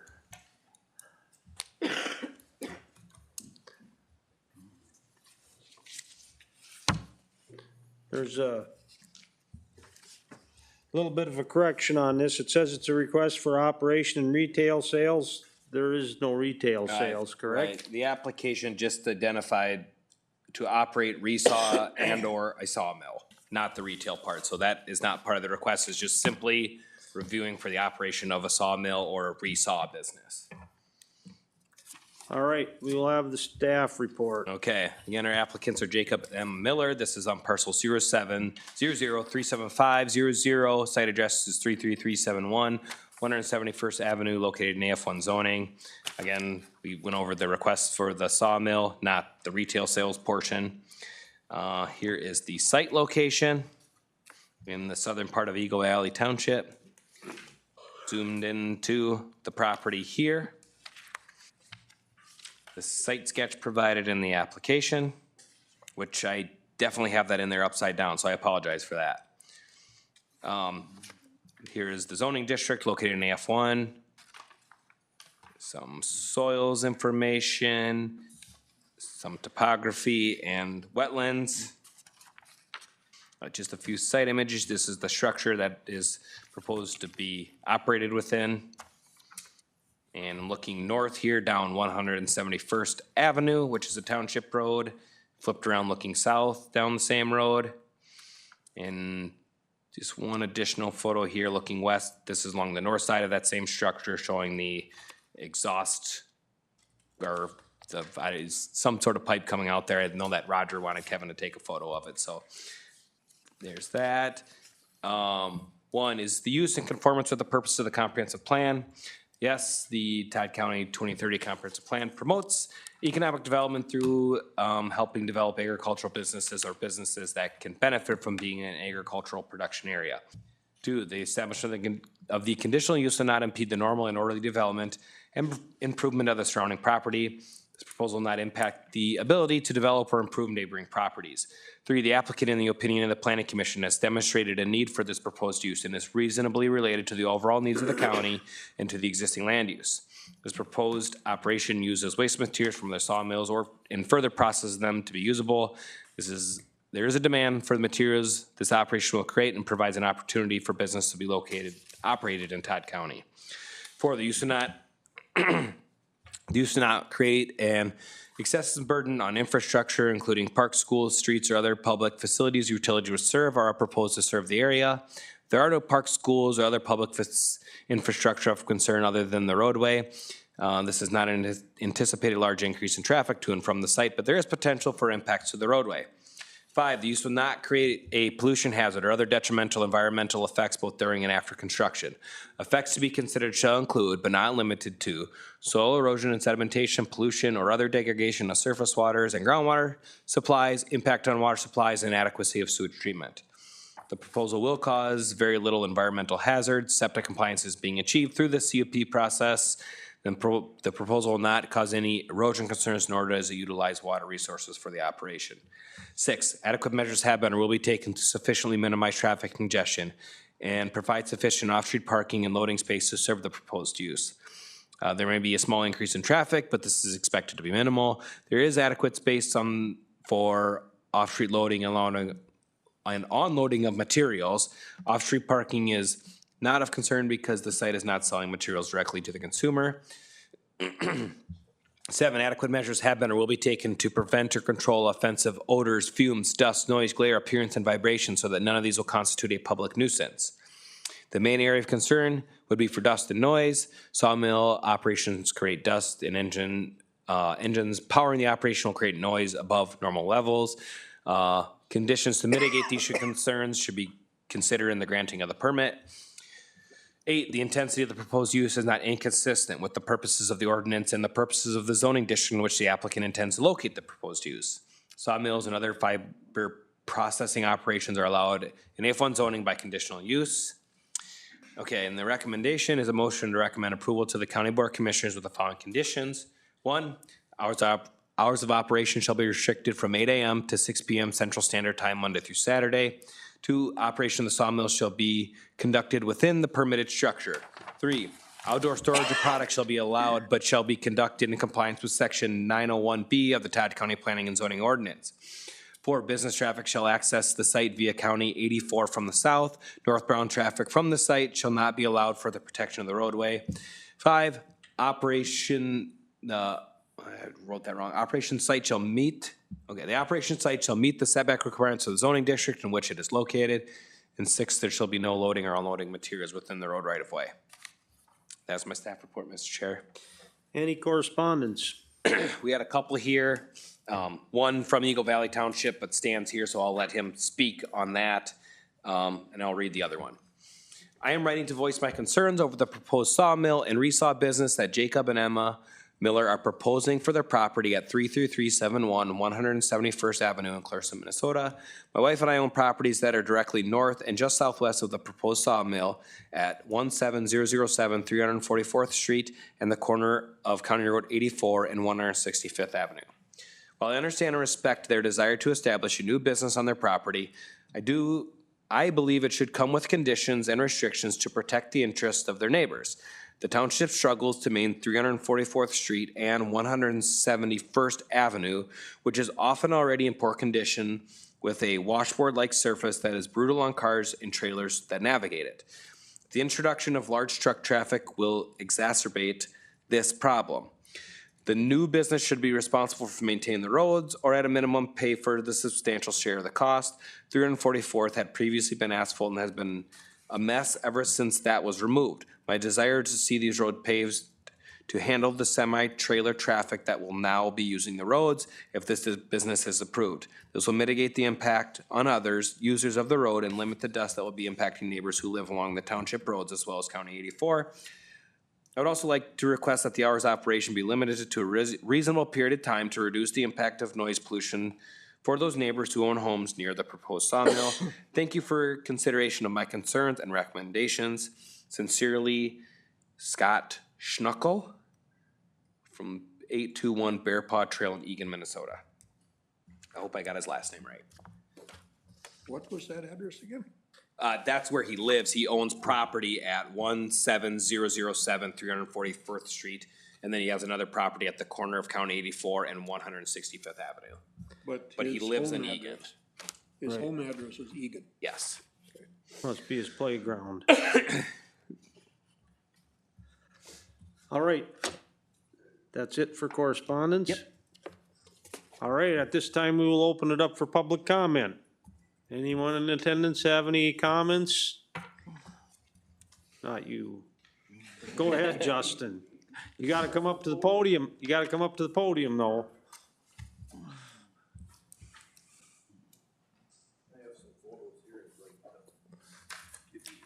Are those copies for us to keep in the file too? Or can we make copies if you need them back? Nope, I won't need these back. Okay, thank you. Yep.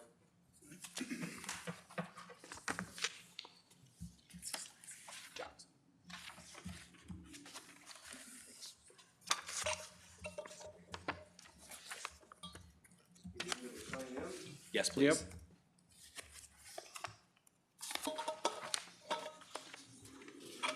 I want to note that the applicant of this after the fact conditional use permit lives 2 miles from the site address.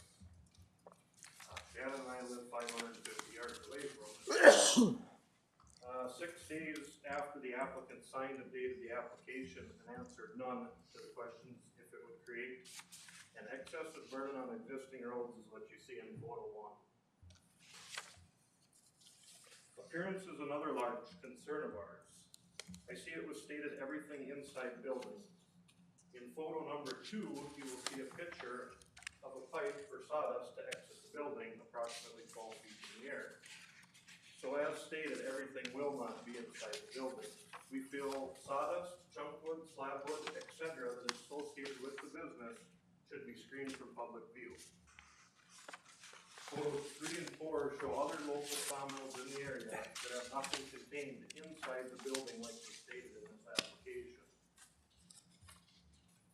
Hours of operation and noise levels are a conflict as well with the surrounding properties. On January 29th at 6:45 a.m., a semi using Jake brakes pulled into the property. From 6:50 a.m. to 7:50 a.m., we listened to the backup alarm on a skid loader for 1 hour that morning. It was stated 8 to 6 operating hours on their application. 6:45 a.m. does not fall into that time frame. 9 to 4, Monday through Friday, would be a more reasonably fit time frame for adjoining landowners to continue to use and enjoy their properties the way we always have. Every motor manufactured has specifications on exhaust, resonators, and mufflers are engineered into those specs. This particular operation has a piece of pipe coming out the northwest wall, as we've seen in the previous photos, facing our 2 properties. The south wall would be a better option for the exhaust to exit, as there is screening of trees and no neighbors to the south. Or they could face it out the east wall towards their house, but just not ours is preferred. That's all I have. Thank you, guys. Yep.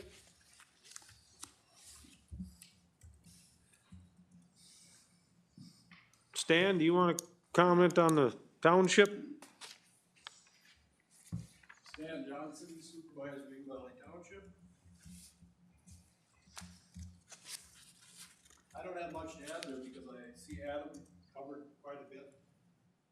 Keeping the traffic off of our township roads for a conditional use permit for Todd County. It's not for us. We're the ones that get holding the bag after you guys approve a CUP. We've got to maintain the roads. I get to listen to the calls of the dust, the traffic. Now, we're talking logging trucks. You know what a logging truck is? Meet that on a small, narrow township road. We're gonna have people, like I said, I get all the flack from it. So I see Adam's got that pretty well contained. If we can keep the traffic on County 84, which is a chlorided road, which is wide, it's meant for heavier traffic, that would really be appreciated. One other thing, you're gonna have to widen the driveway because we've already had damage, which Henry Miller took care of. From a trailer dragging through the ditch and rutted up our road, but he took care of it and smoothed it out, so that was greatly appreciated. I guess that's what it is. As long as we keep the traffic off of our township roads, we've got too much already. You know, for some other businesses that are out there. So that's all I got, guys. Thank you. Yep. One other thing, is there a possibility, like, could they be responsible for putting like a truck routes? I know this is kind of bizarre for rural Minnesota, but like truck route with an arrow pointing towards 84. I drove truck for many years and I always know that it's kind of neat to take that other road just to see where it leads to, you know, and it's gonna affect a lot because we do have 3 residents north of that, you know, on that road. On your township road, you're the road authority. You can put whatever signs you want out there. Yeah, we've had this before, but we had also with the greenhouse situation where they were responsible for putting this, they paid for the signs to put it up because it was for their benefit. The people that are residents that don't have this commercial property shouldn't be responsible for signage. Good That's point. that's just minor, you know. Nope, that's a good point. Thank you. So we'll see what we can work out with that, Adam. Thank you. Thank you, Ed.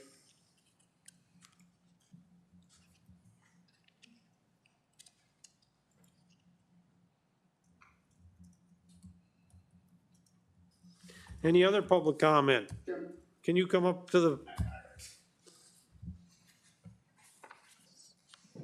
To go back to Stan's comment, why not have a condition that these approaches be 80 foot, that these trucks don't have to ride the shoulder when they pull in? well, I've driven for 33 years and I know what we go through out there. And if you put an 80-foot approach in, we wouldn't have to ride a shoulder to get into these businesses. You know, and then save our township roads too. right, where we weren't anytime you pushing shoulders out. start driving off the edge, you're creating, Mhm. I say anytime you start driving off the edge, you're creating problems. Right, right. And, you know, just, you know, I'm on the township board too, and we see it, and I know it from experience, that there's times for me to get in something, I had to get off. Right. You know, and if we had a wider approach, we wouldn't have to do it. Can you state your name into the microphone?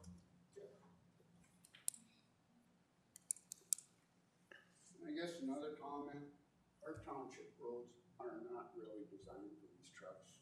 They were designed in the 40s for 5-ton. They're not designed for 10-ton and beyond.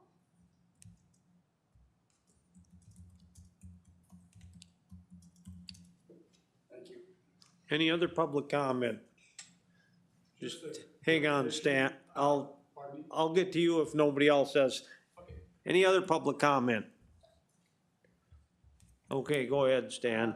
Before they widen the approach, they have to come to the township. Right. Meeting to do logs, because we do have a pretty big culvert off to one side, so if they do enlarge that approach, they're gonna have to go to the south.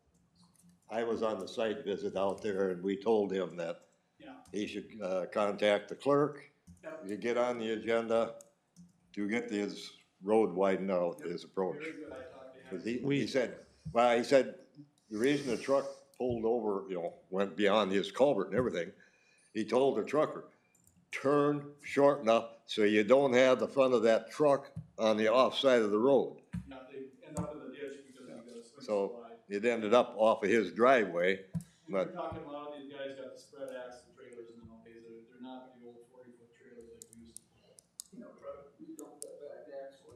Do you, If you're down, maybe, well, we'll get through the, any other public comment?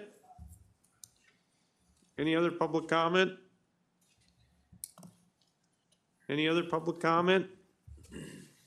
If none, we'll close the public comment period and open it up for board discussion.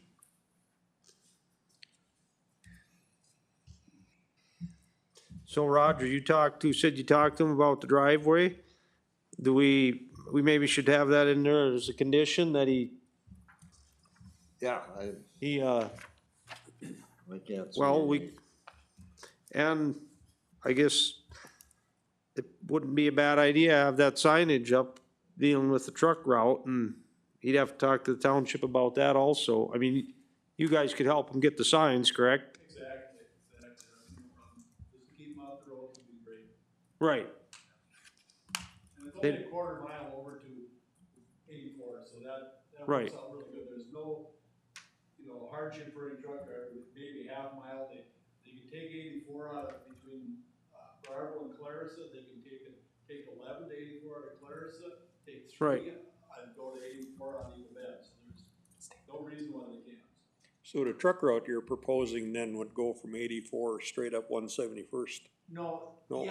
Yeah, To his just to his driveway. Yeah, Yeah, I think okay. from his driveway, over to 84, so when they leave, they don't take the left and head out a different direction. Yep. Something like number 7 is what you're thinking? I can make that a little bigger.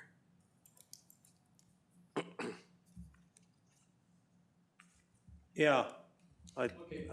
It does look like pretty stable roads, not going through a mucky swamp or anything, so it looked good to me. But, They can get beat up pretty quick. yeah, well, I know, we got a lot of logging trucks in our township and, Like Roger there, I'm gonna put a little ending to this too, because we had another situation earlier, a couple of years ago, Adam's familiar with it, where we put up a counter for traffic, Barb went to the county here, put up the traffic, this is no lie, we had 400 to 500 cars one day for the greenhouse out there. You tell me how long a township road's gonna last. And we gravelled it, did everything, because they donated money to the whole situation. We did use the money we put like $28,000 of gravel on the road. But that's another story, but yeah, it damages the roads, and this will be so much traffic. But you have loggers coming in, you're gonna have material going out, slabs going out, sawdust going out, it's gonna be a little bit there, so, yeah. The only saving grace there is that the greenhouse traffic isn't year-round. Pardon me? The only saving grace there is that the greenhouse traffic isn't year-round. Yeah, well, not year round, No. but 2 months at 400 cars a day, tell me that's not detriment to a town. Is that what they average for 60 days is 400 a day? We went up to 600 for one day. In one day, but what was the average for the 60 days? 300 to 400 cars. Wow. And that's, I got all this, the documentation and everything. No, I believe you, I just, You gotta realize that's. All right, that's, One's going one way and he's coming back the other way, you know, so it's the same car, but he's still driving on the roads. yep. And I was probably one of them. any My other, wife. any other questions, comments from the board? I know this sawdust was brought up, but normally that ain't inside a building, correct? We haven't generally required that in other similar situations that I recall. I did add just that standard eighth condition. I noticed I didn't have that one. Is your saw a round blade or a bandsaw? Bandsaw. Yeah.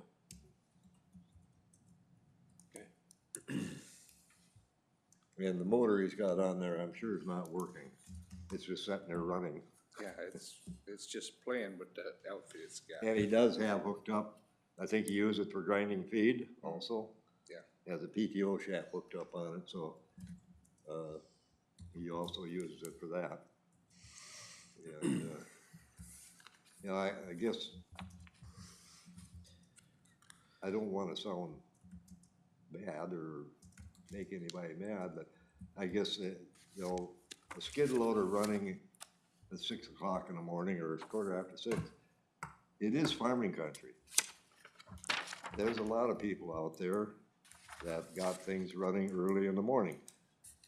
Not so much anymore. It used to be milker pumps and silo unloaders and stuff running early in the morning, which most of them probably kind of disappeared, but there is stuff out there. It is the country. There is noise. There's gonna be farm equipment out in the fields, tractors running and stuff. So I'm sure it's not every day. It's, yeah, but, yeah, if you're living in the country and working in town and you work night and you come home and wanna go to sleep, that would get a little bit annoying. But I guess we have to realize it is the country, it's not the city limits.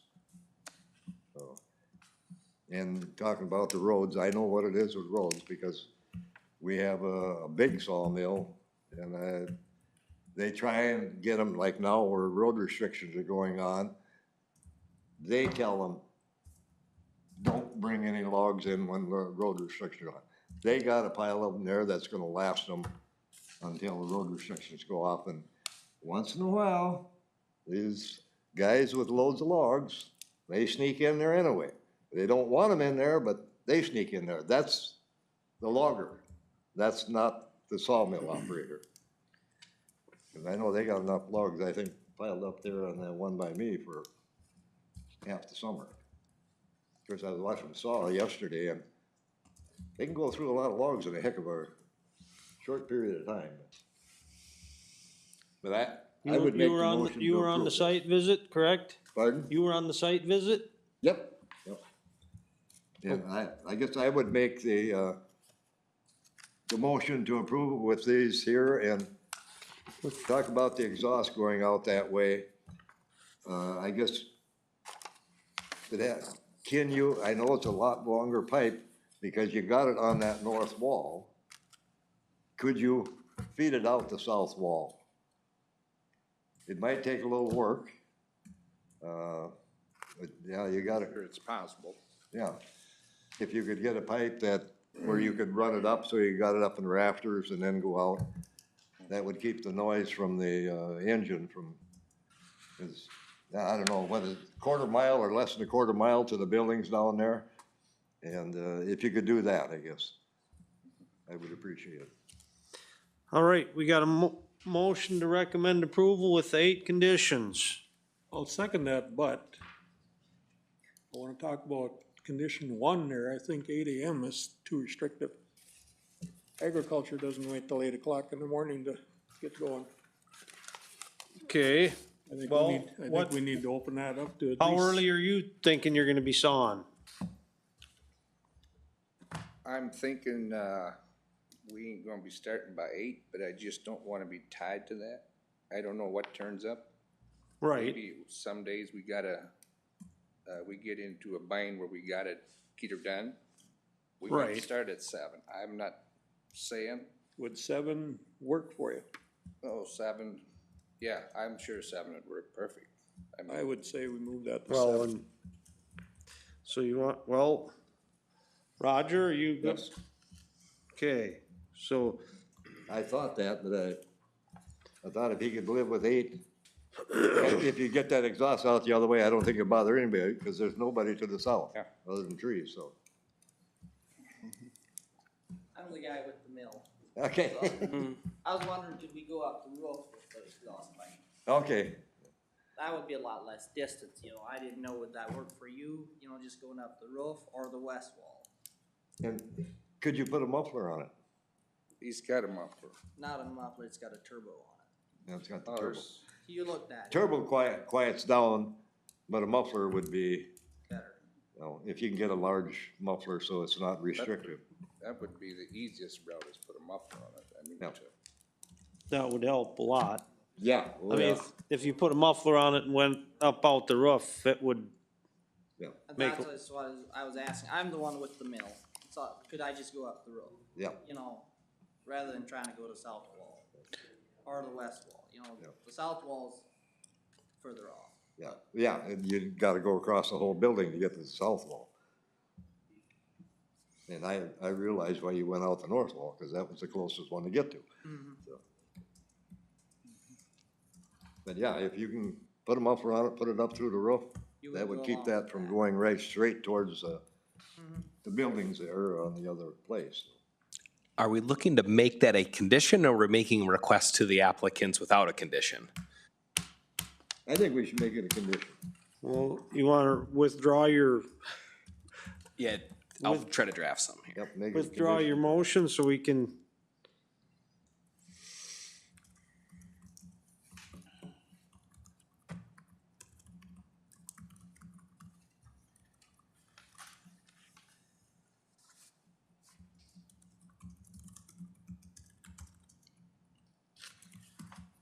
Everybody gets to watch me type now.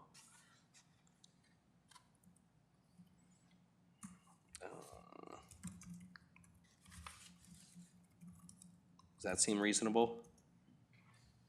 Look all right, Roger. I think that's And what does that Yeah. make sense? to- Yeah. Okay. Okay, there we are. And if you put a bent pipe on the top, bend it towards the south.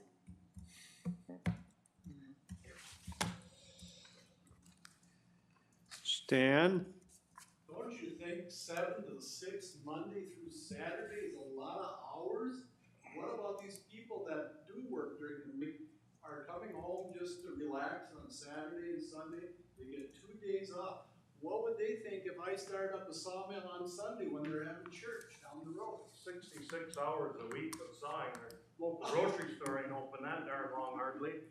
You come in here requesting 8 to 6 and you extended the hour. You gave them more. He never requested that. Okay. That was our suggestion. Sure.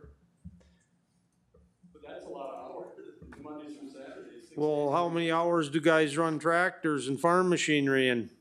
They're like the greenhouse, they run only a few hours a day and then they're done with their planting or done with their. Oh, they are. Yeah, well, maybe not you, I know you're behind a little bit on that. Well, yeah, that's Most for everybody sure. else is- Don't be picking on Jim. No, I'm not. He didn't lie, but he hasn't come and offered to help. No, I just think that's a lot of time for people to enjoy their home. And I know you guys stated earlier about living in the country, you do have noises, I'm well aware of that. I'm 42 years old and I've been on that farm for 42 years, so I'm well aware of what country living is. Not a sawmill running 6 days a week. Yeah, that's But you gotta realize this is an agricultural operation, 100%, yep, like any other farm out there. yep. And We grew they up work long hours. Yep, we grew up with 3,000 Yep, south so of you the know what copper that is. across the road from us, so we were well aware of that. You know what that is. Yep, This one's no different than your farm was. sure.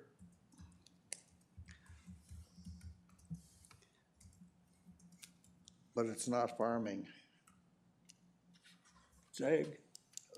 Sawing logs is not farming. It's still an ag business. Agriculture. Is it? It's an ag Yes. business, absolutely. Okay, thank you.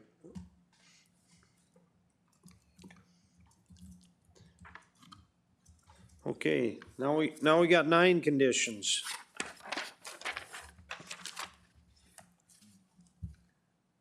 But we probably should You, have a new motion. Right, Set, yeah. yes. To make that clear. Make a new motion.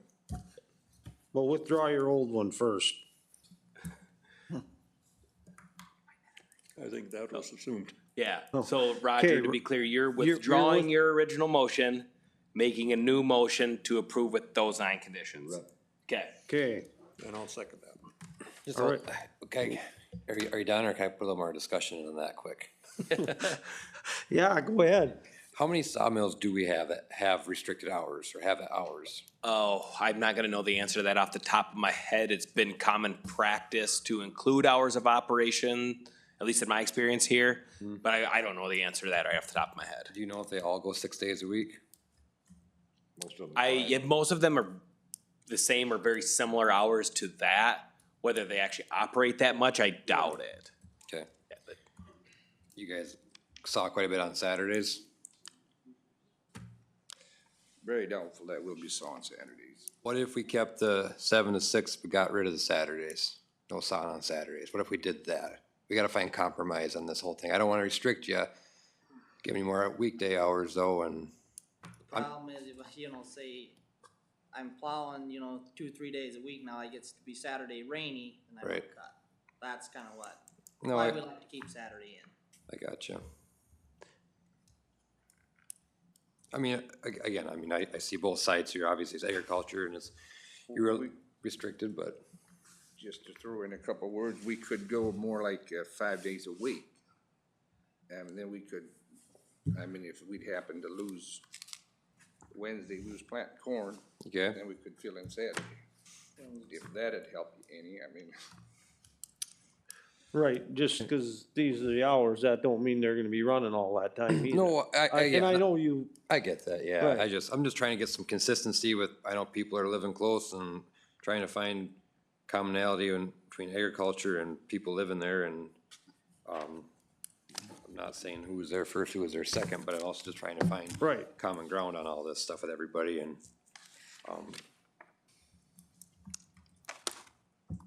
I'm not a fan of that, of Saturday. I mean, obviously, yeah, I get it, people that farm and work on Saturdays have gotta do it, but,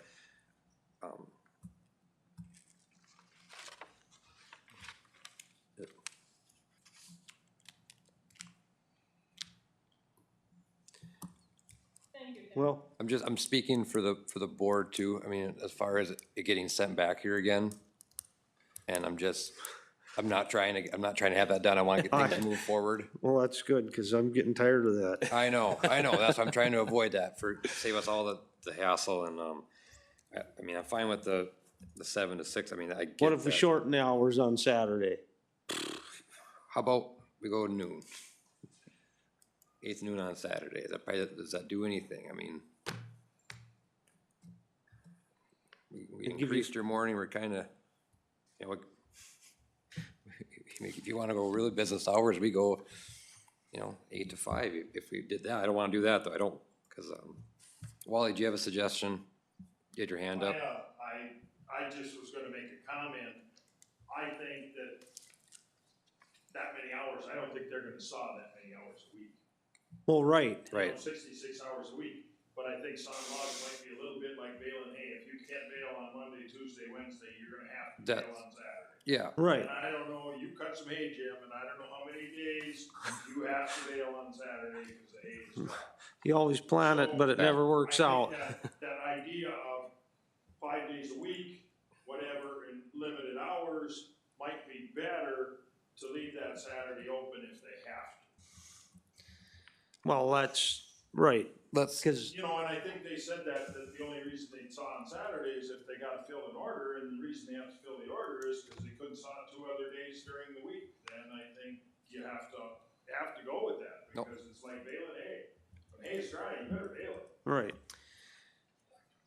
okay, Well, thank you all. I agree, yeah. understand where you're coming from too, Tim, cause I can, I don't wanna do it on Saturday, and I sure as heck don't wanna do it on Sunday. Right. That's the only day. Right. it's But dry. if we can get it to, but if Tim, we can get it down to 5 days a week, and then you guys just be conscious about, You will try Yeah. to avoid Saturday. Right. I mean, I know you're making, I know we cut a Saturday already, you know, Right. or we could cut a Saturday, whatever, right, but like I said, you know, it was cold. Yeah. We don't No, wanna no. start the engine 20 below, so I we'll get just it. wait Saturdays, you know. which, you know. That's kinda why I like to keep Yeah, Saturday. and I'm not trying to discourage business at all, but I'm just trying to, this is gonna help a lot with the noise, with the change in the exhaust, and I'm just trying to, we have to work through this so it doesn't come back here and you guys can continue and people around that can continue, but. I think once they get the exhaust going up through the roof and put a muffler on it, I think it'll help I don't immensely. think anybody will hear it. I think it'll help immensely. I mean, we got some, If you had a big engine that was Yeah. working hard, but with his bandsaw, the size engine he's got, I don't know, looks to me like probably 135 horse. Yeah. Man, that thing is playing. yeah. Oh, I agree, Yeah. I agree. Yeah, and I understand where you're going, and you're kind of playing the devil's advocate here, but you wanna Absolutely, make sure have it to. gets through.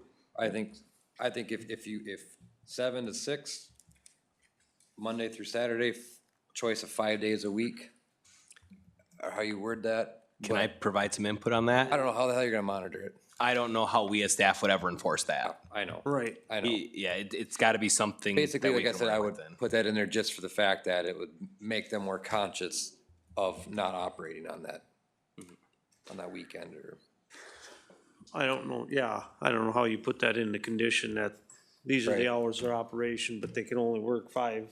I know, Yeah. it's a,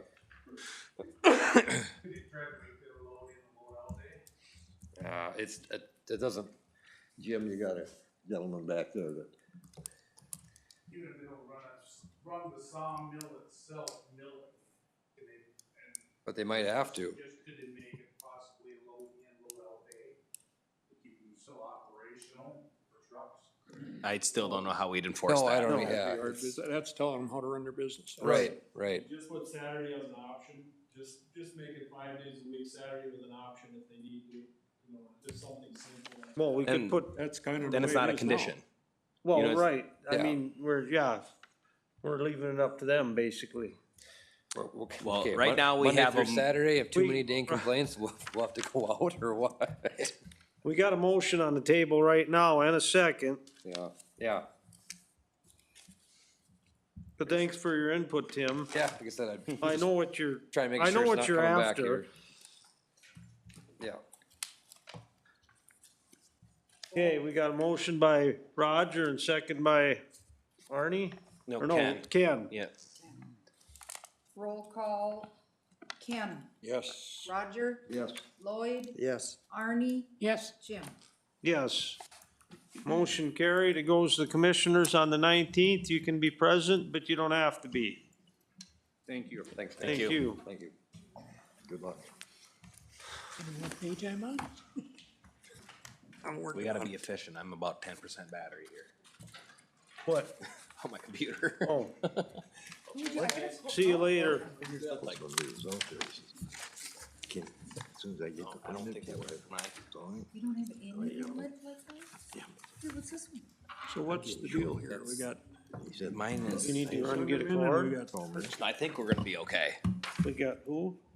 on the next. We're on the last. No, mine is the round one. It's round. That's not it. I just forgot it. This Okay, one, but we only have 2 left, and so 2 we'll be all left. right. What? No, we'll All be right, next agenda item is Christopher Sunderman. Ready? We'll have the staff report. All right, item 6 here, applicant Christopher Sunderman, on parcel 1400090002, currently no site address, located in R10 zoning. The request is to rezone from R10 to AF2 for, establishment of a permanent dwelling. You can see the site here, near, in Candota Township, near Sauk Lake. Zoomed into the property here. This is showing the two zoning districts. The green is AF2, the brownish color is R10, so this is the 40 they're looking to rezone. This box is kind of outlined because that's the general area of the building site that they're looking to go to, but they wanted to, this all rezone together. This is again identifying that it's R10 where the 40 acres are looking to rezone. Here is the topography and wetlands, soils information. And here is looking north at the proposed building site. And then looking west down Balsam Drive and flipped around looking east down that same road.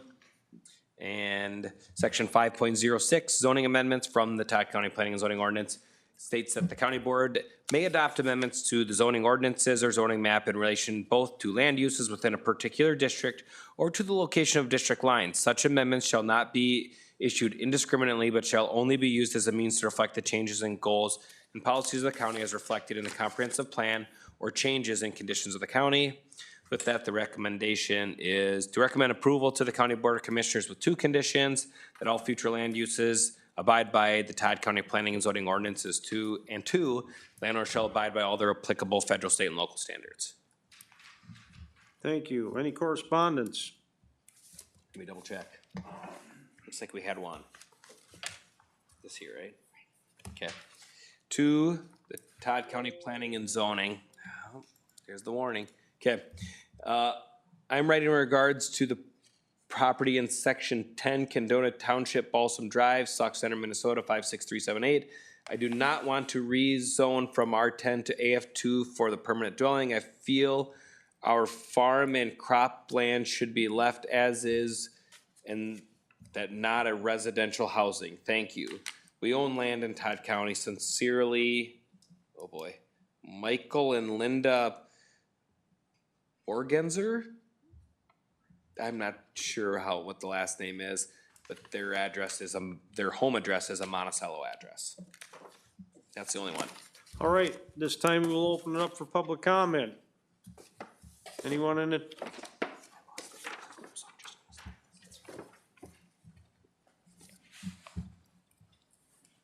Scott Shane, I live to the, west of this property, just wondering what the need is.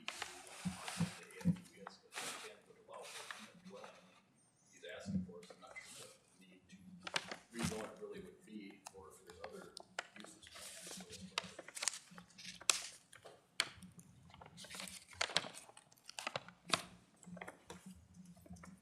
Any other public comment?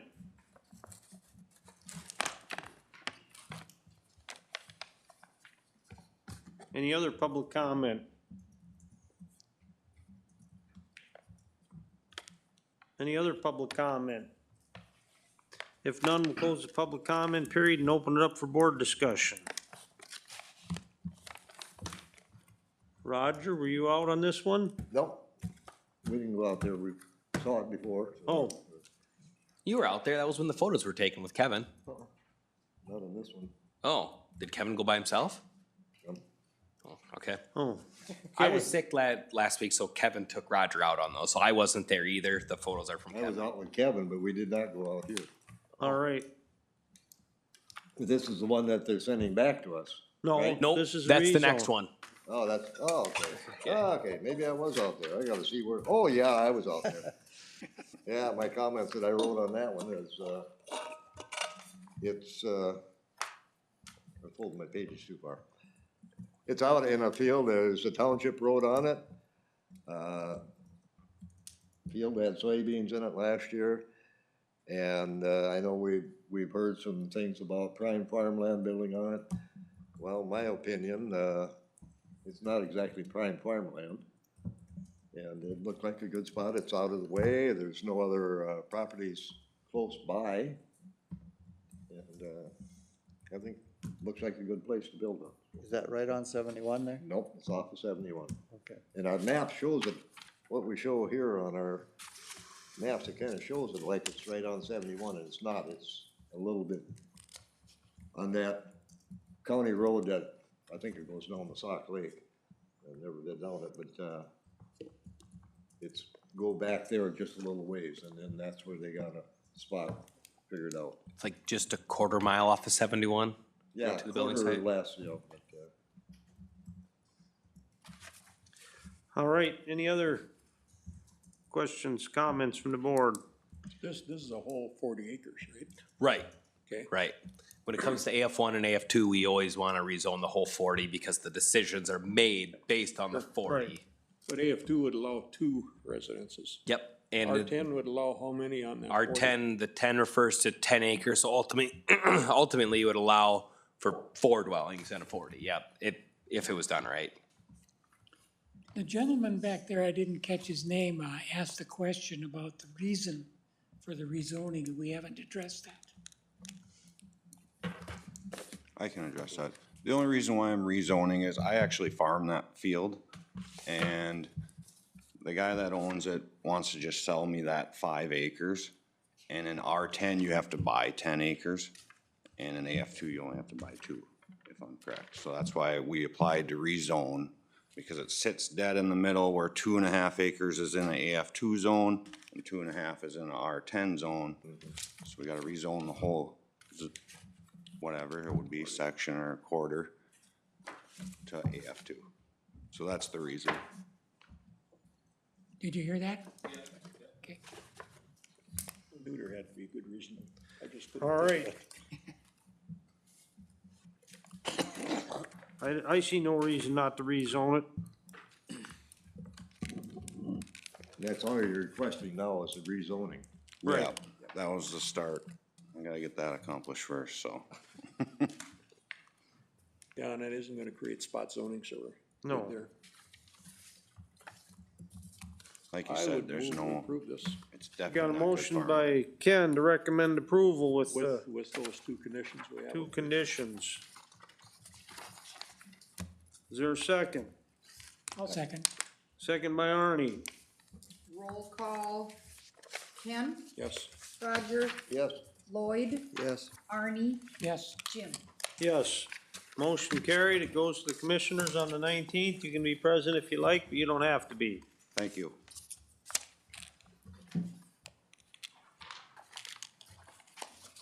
Agenda item 7 Thank is William Hartsock.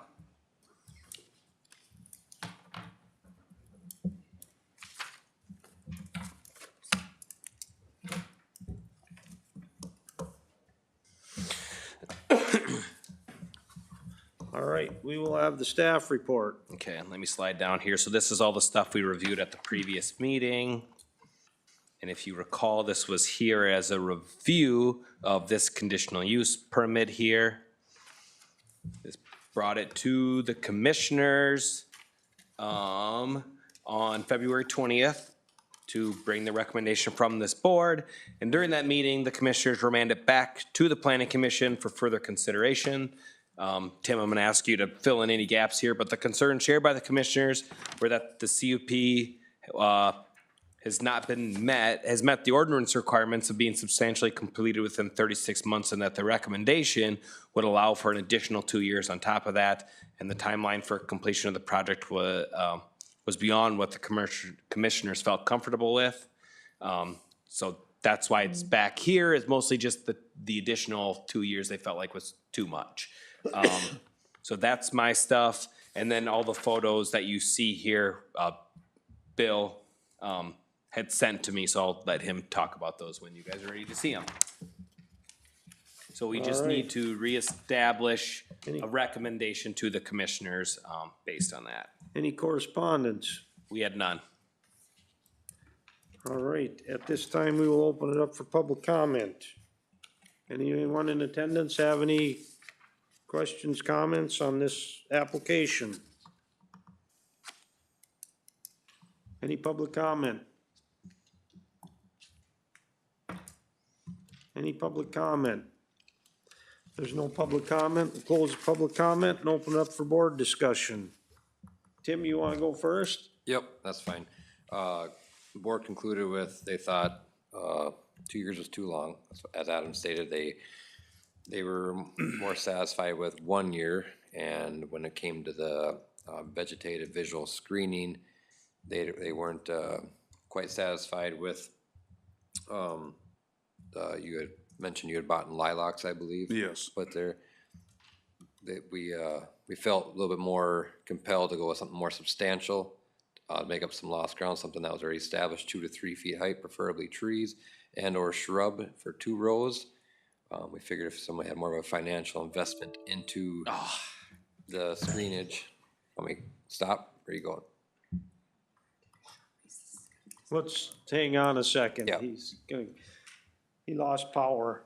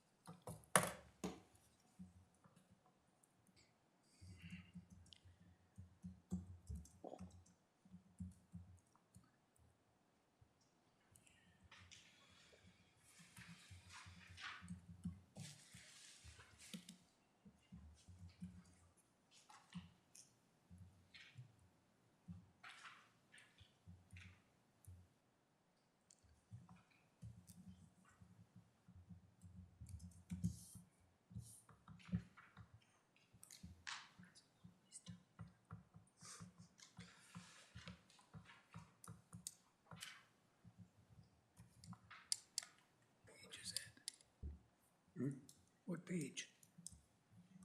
59. Plug that in.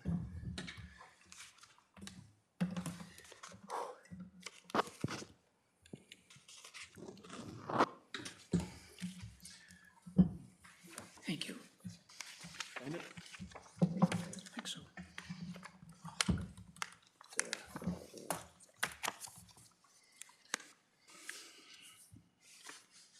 Let me make sure the recording's still going, then we can at least keep going. Sure. Okay.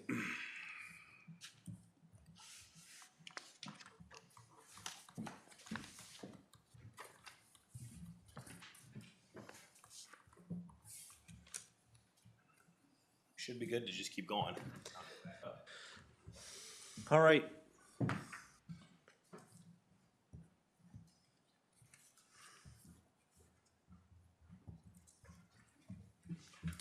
Ready? Go ahead, Tim. Okay.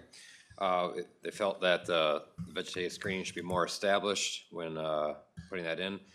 I shared with the board your explanation about you didn't feel compelled to put in the vegetative screening at that time because you felt you would tear them up while installing the water lines and sewage septic systems and whatnot.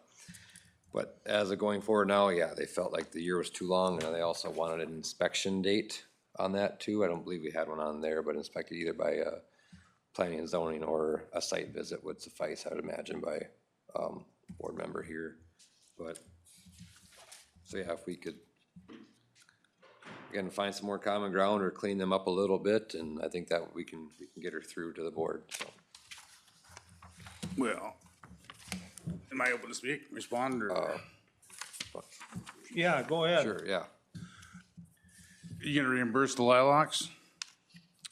I mean, I can put trees there, they'll blow over, I've got 70 mile an hour wind, when it gets windy, it'll top small trees over. Constant replacing. Lilacs will have a good solid foundation, and they will, if you want a solid screen, lilac will promote that, a tree won't. When I do trees, if you go to my property now, I like a clean looking tree. And my trees will stay trimmed. So they will go up as long as they look scrubbish and they got deadfall in them.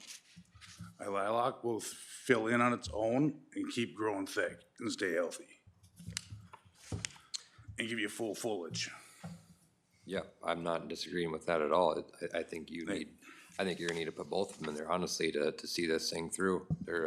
I'm just telling you what the board recommendation is, what we're trying to get this approved and go through and in the best interest. So, again, I'm not disagreeing with you on lilacs and shrubs, and that was actually one of the recommendations from one of the commissioners was a row of shrubs and a row of trees.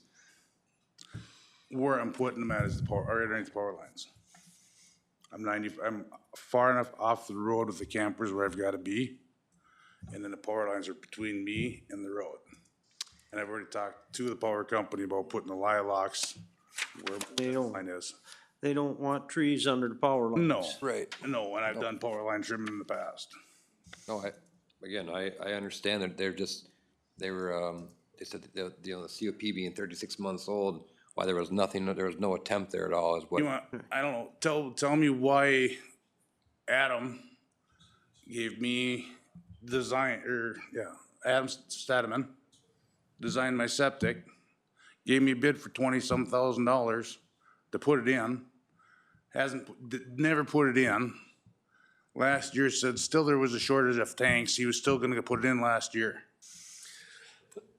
Fall, I got it put in by a guy in Motley within a week of me contacting him.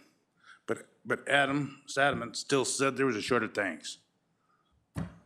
Yeah, I'm doing what I can. I live on a fixed income. It costs me an extra 10 grand to get it done so I can comply.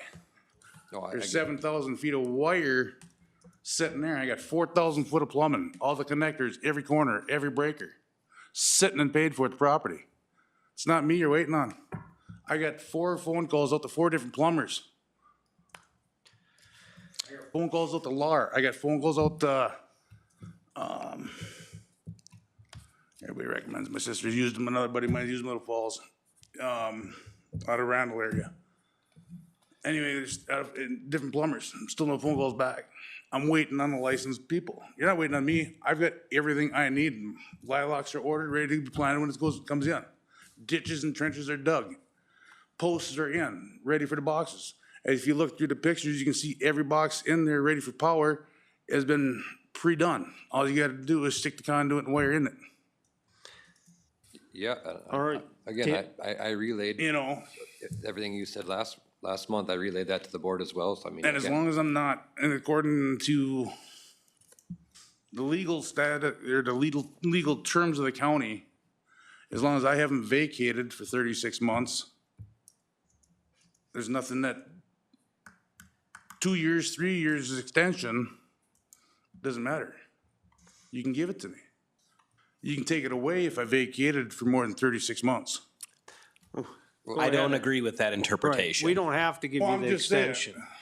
So go ahead, Adam. Go ahead, or you. We're really, I mean, last meeting we established that the board wanted to give Bill more time to complete this. Right. Don't think that the county board was necessarily opposed to that, so the discussion should be narrowed to just that time frame, because we're not here to discuss conditions or anything like that. It's just the time frame. What I was asking you, Tim, what will the board, I mean, I know you don't know, but To be real honest, I thought you guys nailed this right on the money the first time around, so, well, if I did what I wanted, I'd vote on this thing just the way it is and send it back to him, but that ain't gonna work. Can I give my opinion? no, yeah, you can. I'll tell you. Quite honestly, it pissed me off that they sent it back to us. We had this one before that had a conditional use permit for 10 years, did not do a damn thing. We pulled his permit and he come back and reapplied and they give it to what he wanted in the first place. Now we're sitting with a guy that went through 3 years of COVID. You can't get anybody to work. You can't get product. I had the same thing. I had a skid loader, my hydraulic pump went out. None available. Luckily, Farm Right had one that burned up and they went and got the use pump out of it. I was sitting there with a skid loader I couldn't use because nobody was working during that time.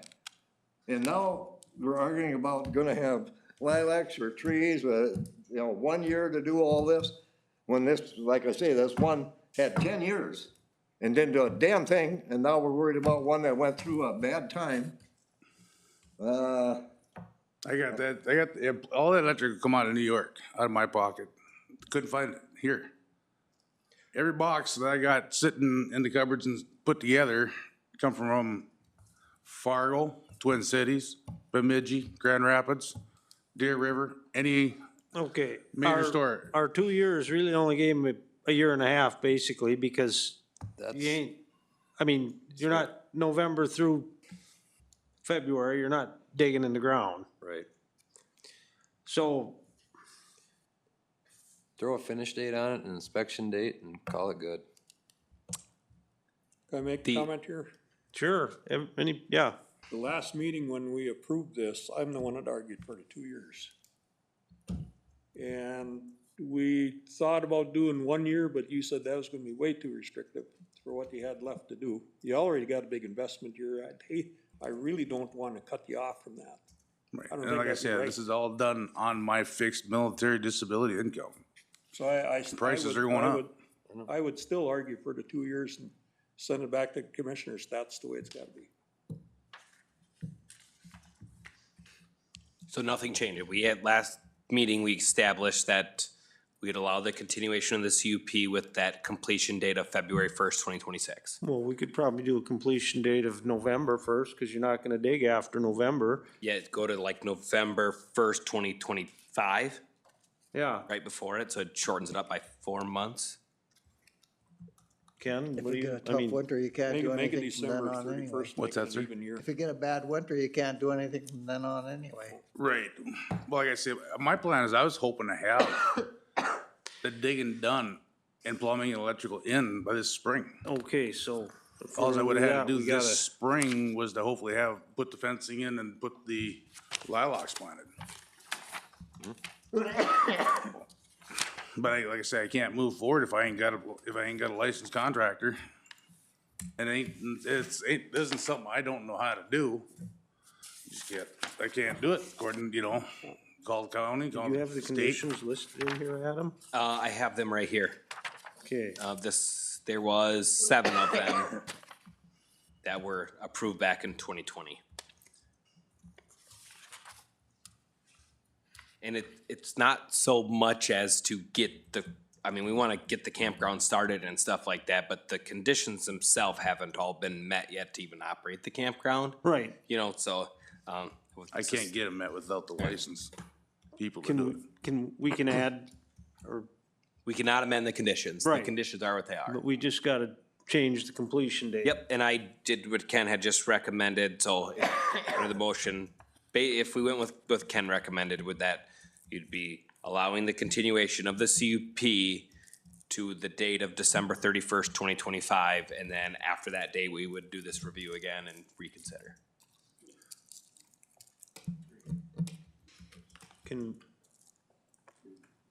Will it automatically get a site visit then? Yeah, that would be the intention, is to, yes, we'd either verify that all those conditions have been met and you guys won't see this again because Bill got it all done, or we would review it around that time and bring this back, and you guys do the exact same thing over here again. Right, that's what was asking, is it Yep. will be basically reviewed then? Yes, yep. But we need a motion. You need a So, motion to we need a submit? motion. I'll that- move. So we With got, the condition, or we got a motion that, with the continuation to December 31st of 2025. yes. Is there a second? Why not? Second. Arnie second. Roll call, Ken, Yes. Roger, Yes. Lloyd, Yes. Arnie, Yes. Jim. Yes, motion carried. It goes to the commissioners on the 19th.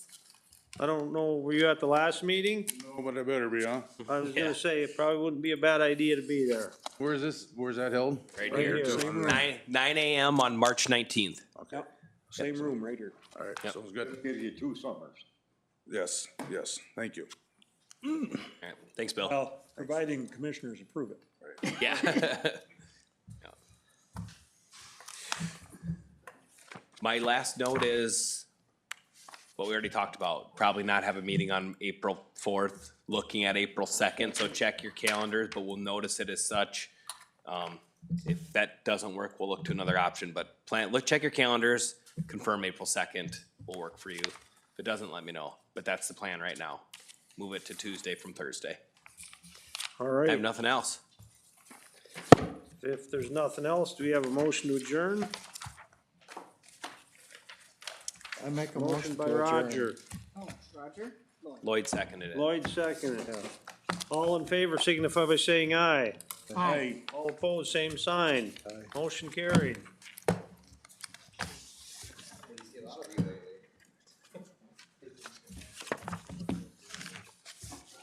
How'd we do? What time is it? 8:30, not bad.